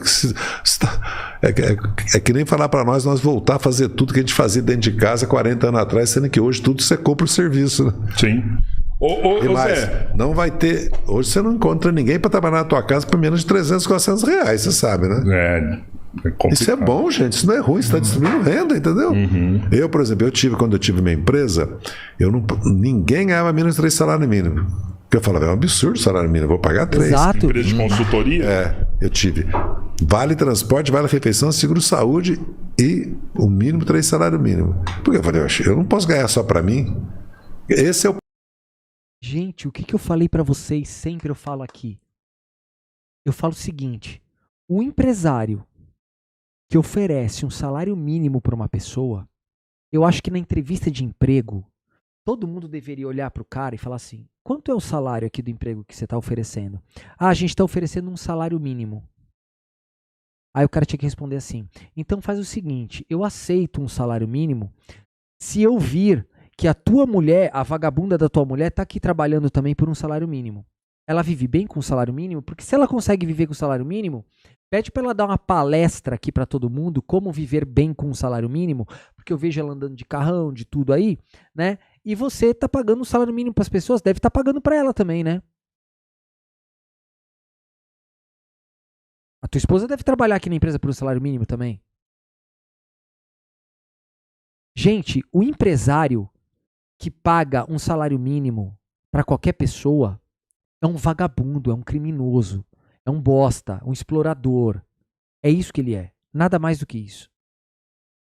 Simples assim. Não é porque existe o salário mínimo que é uma referência. É uma referência.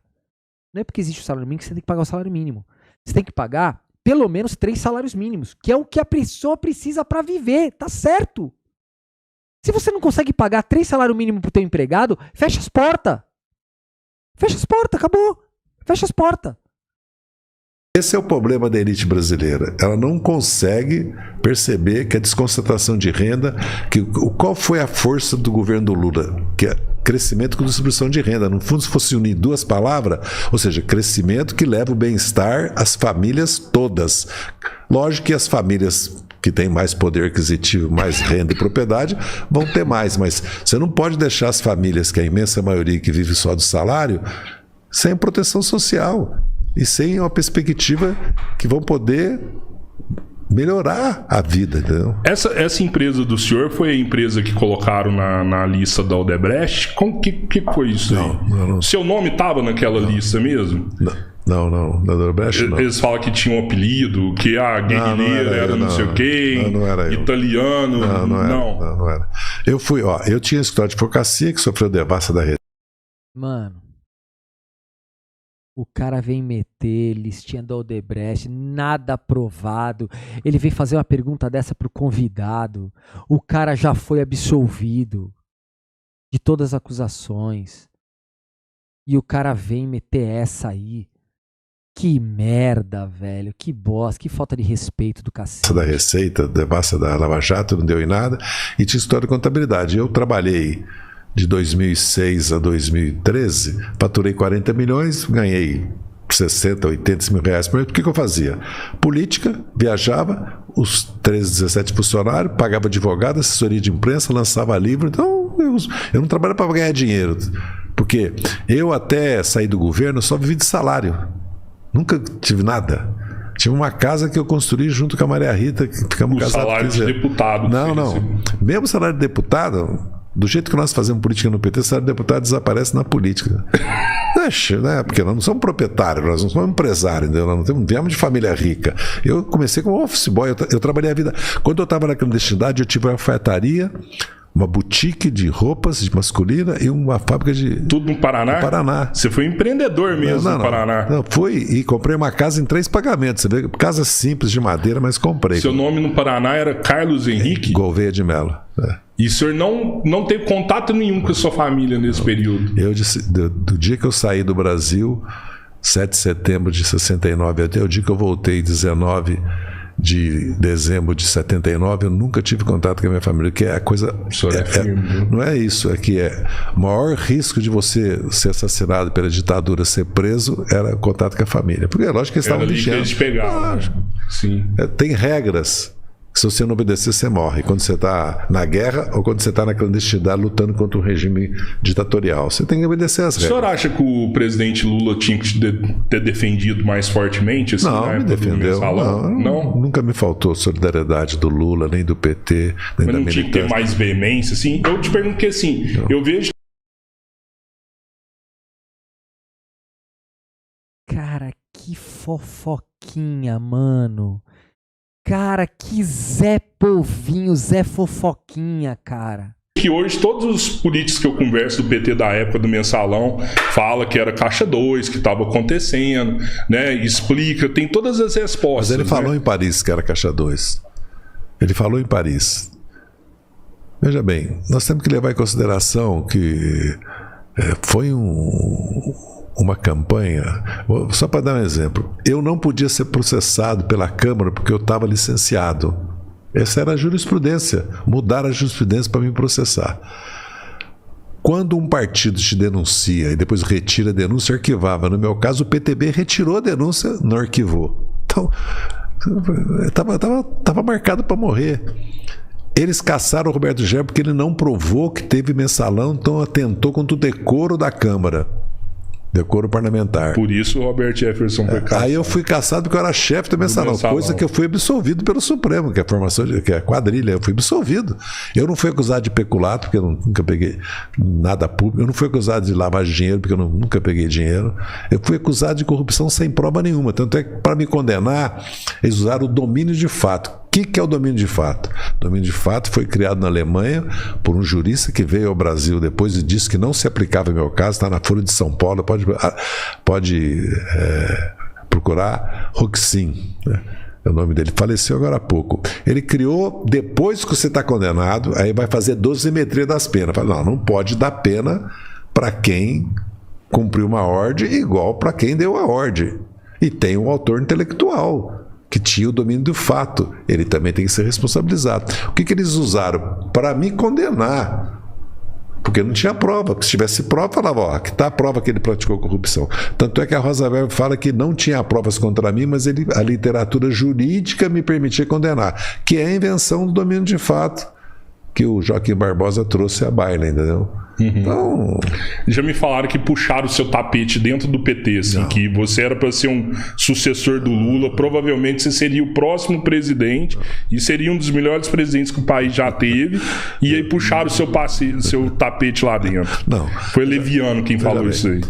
Não foi isso. O que aconteceu foi que vamos supor que tivesse desmembrado os processos. Porque podia desmembrar. O Joaquim Barbosa deu parecer para desmembrar, o relator. Porque o Joaquim Barbosa, no começo, ele não estava imbuído como ele virou depois. Aquilo foi vaidade dele, porque o Joaquim Barbosa era muito discriminado dentro do Supremo e pela imprensa, muito maltratado pela imprensa, muito desqualificado pela imprensa. O Mensalão virou uma estrela, uma celebridade. O Joaquim Barbosa mandou desmembrar. Se desmembrasse, não existia Mensalão, porque cada um ia ser julgado num ano, num estado, tudo. Porque, na verdade, aquilo era um julgamento de caixa 2, não era um julgamento de Mensalão. Quem indicou o Joaquim Barbosa? Foi o governo nosso. O Clóvis César falou assim: se todos pagarem mais para seus empregados, todos lucram, porque haverá milhões com mais poder de compra e dinheiro circulando na economia. Claro, Clóvis, diminui a desigualdade social. Pô, todo mundo vai ter como comprar um carrinho. As pessoas que trabalham naquela empresa vão ter condição de comprar o próprio produto da empresa. Entende? É assim que funciona, cara. Isso é básico, né, da economia, né? Gente, a Mara Lúcia, querida, ela falou assim: Victor, houve reembolso dos 10 que fiz teste. Eu não entendi, querida, eu não sei o que é isso. Te agradeço muito, viu, pela mensagem e pelo super sticker, querida. Obrigado. O governo nosso foi o Lula. Foi o Lula. O Joaquim Barbosa foi... Não, todo mundo ali hoje, todo mundo foi, tirando quem está lá. Moraes. Quem está lá, que foi o Alexandre de Moraes, que é do Temer. O resto tudo fomos nós que indicamos. O André Mendonça, né? André Mendonça do Bolsonaro. André Mendonça. E o Cássio. Os três. Os outros, todos governo do PT. Todo governo do PT. Porque agora tem o Zanin, o Flavidino e o Messias foi indicado. E os outros foram indicados por nós. O que o senhor achou da indicação do Messias? Ele tem todas as condições de ser ministro Supremo. Tem. Aí o Senado tem que analisar. Não tem precedente histórico que o Senado recusa a indicação do presidente da República. Nem tem por que recusá-lo, a não ser...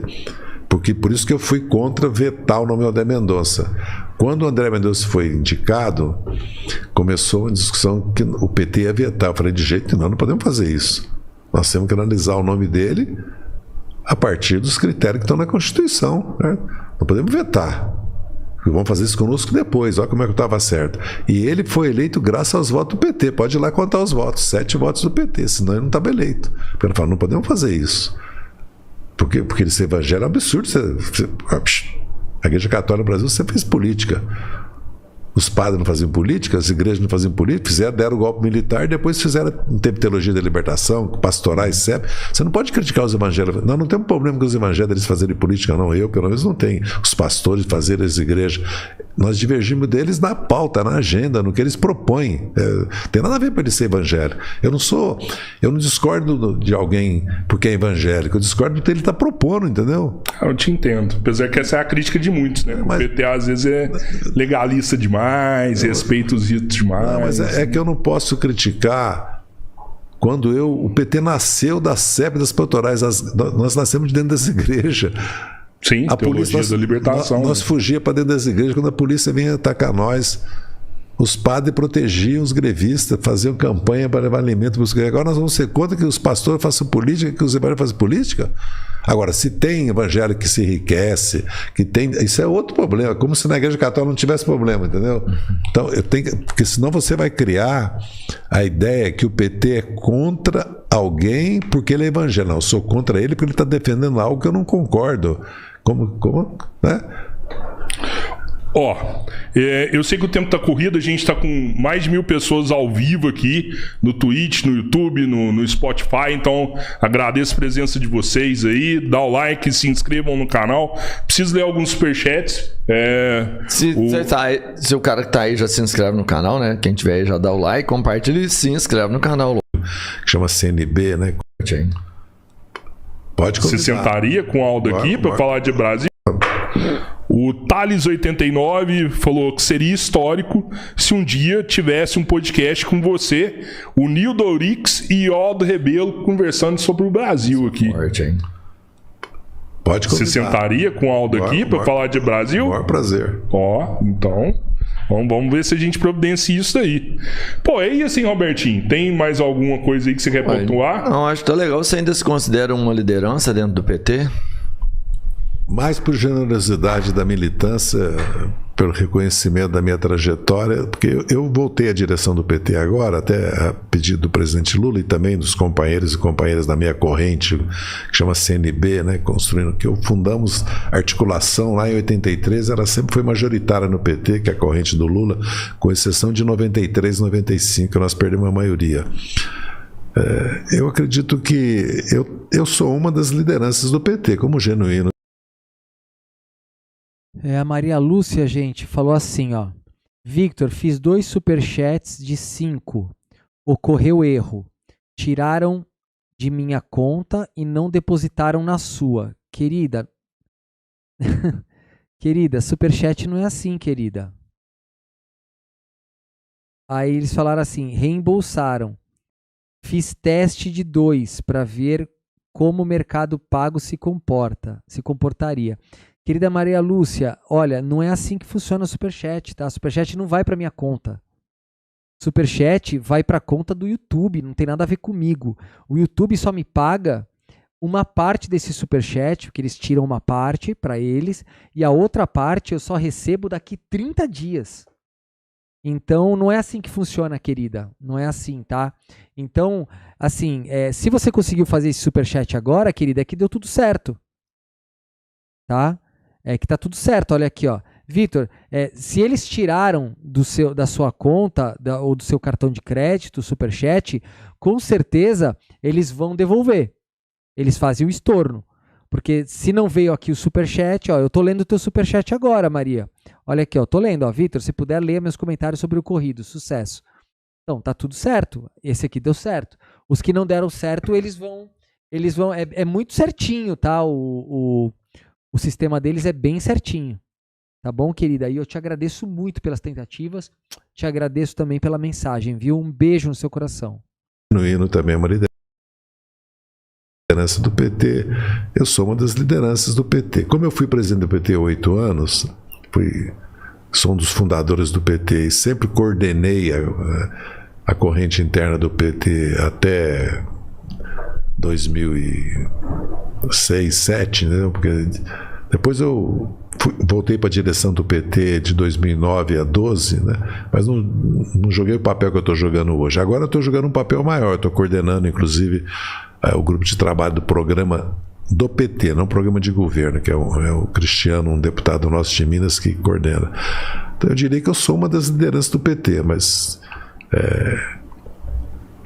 há lideranças no PT que tem no comando, como o Edinho, que estão dirigindo o partido, que hoje tem mais contato, mais relação do que eu tenho com as bases. Agora, aonde eu vou, eu sou reconhecido como uma liderança no PT. E fora do PT também sou reconhecido. Ó, tem uma liderança aí que a gente anda com ele sempre. E é impressionante a quantidade de vezes que eu sou parado na rua para falar dessa pessoa. A admiração que tem, que votaria nela e queria ver essa pessoa como presidente do Brasil, que é o Jones Manuel. Que dica que você daria pro Jones para ele ser presidente?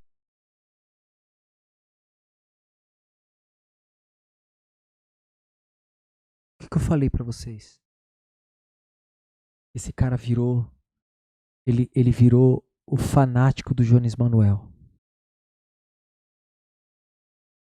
O cara que fala mal do Lula. Eu não falei pra vocês? Eu não falei pra vocês que todas as perguntas burras que ele faz é por conta do Jones Manuel?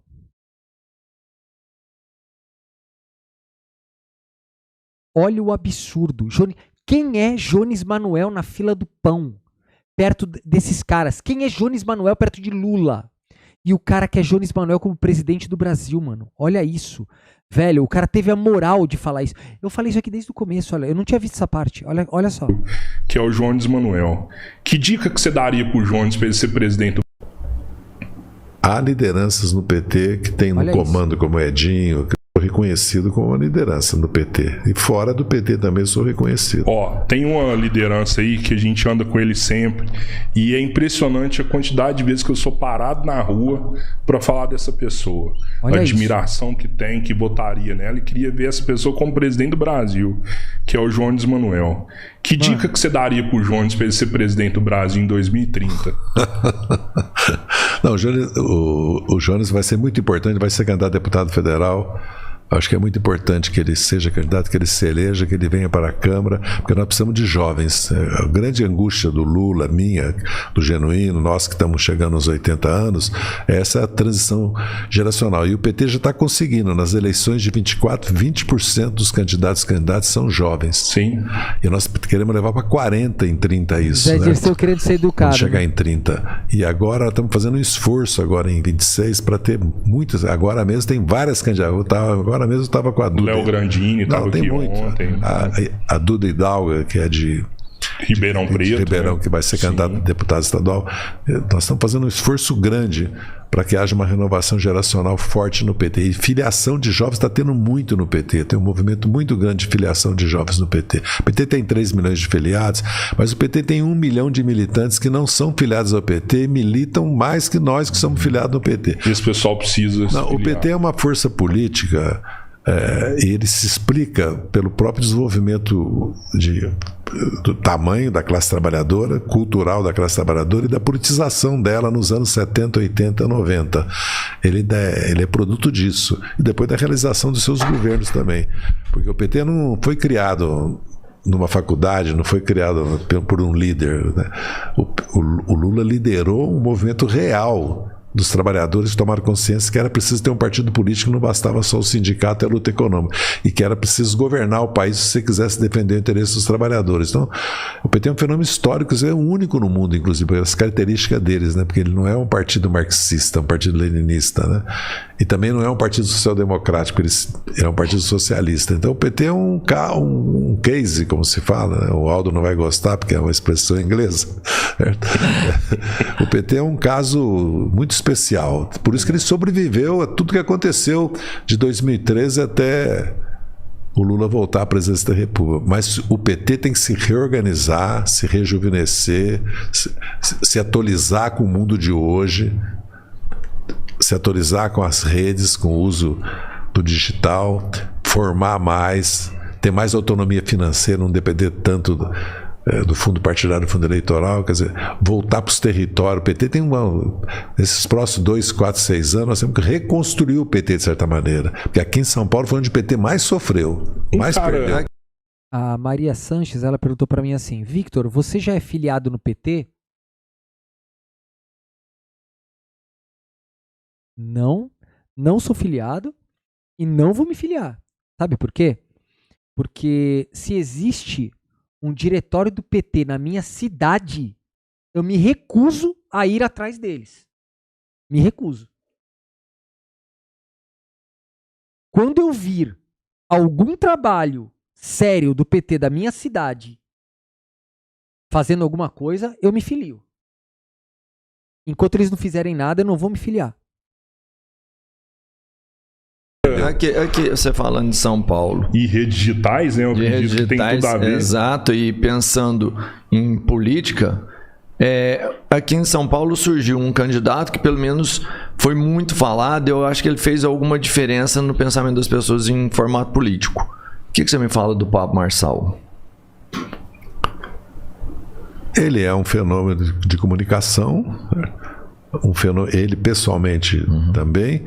Mas eu não acho que tenha futuro porque o Brasil tem partidos políticos muito sólidos e o Brasil tem pensamento político. E o Marçal, na verdade, ele não tem um pensamento político, ele procura, pelo poder e capacidade que ele tem nas redes, de explorar 1, 2 sentimentos e formar um apoio a ele. E depois que ele está inelegível também, né? Depois que ele não tem limite também, né? Ele não se colocou altos limites, né? Aí ele cai na ilegalidade, perde a condição de fazer política. Maria Sanches, a questão de um dia as pessoas quererem que eu seja deputado estadual, deputado federal, eu me sinto até lisonjeado pelo que você falou. Muito obrigado por você achar que eu tenho essa capacidade. Mas, querida, preste atenção. O correto não é a pessoa se filiar no partido para que ela busque é para que ela force o partido a colocá-la como candidata. Não é isso. O partido ele tem obrigação de garimpar pessoas. Garimpar pessoas. Porque se o partido ele só vai escolher candidatos que são os seus próprios filiados, acabou, tá ferrado. Tá? Enquanto o partido não ir atrás, conversar com a pessoa. Agora tu imagina, eu aprendi isso na política. Se o partido tem interesse, ele corre atrás.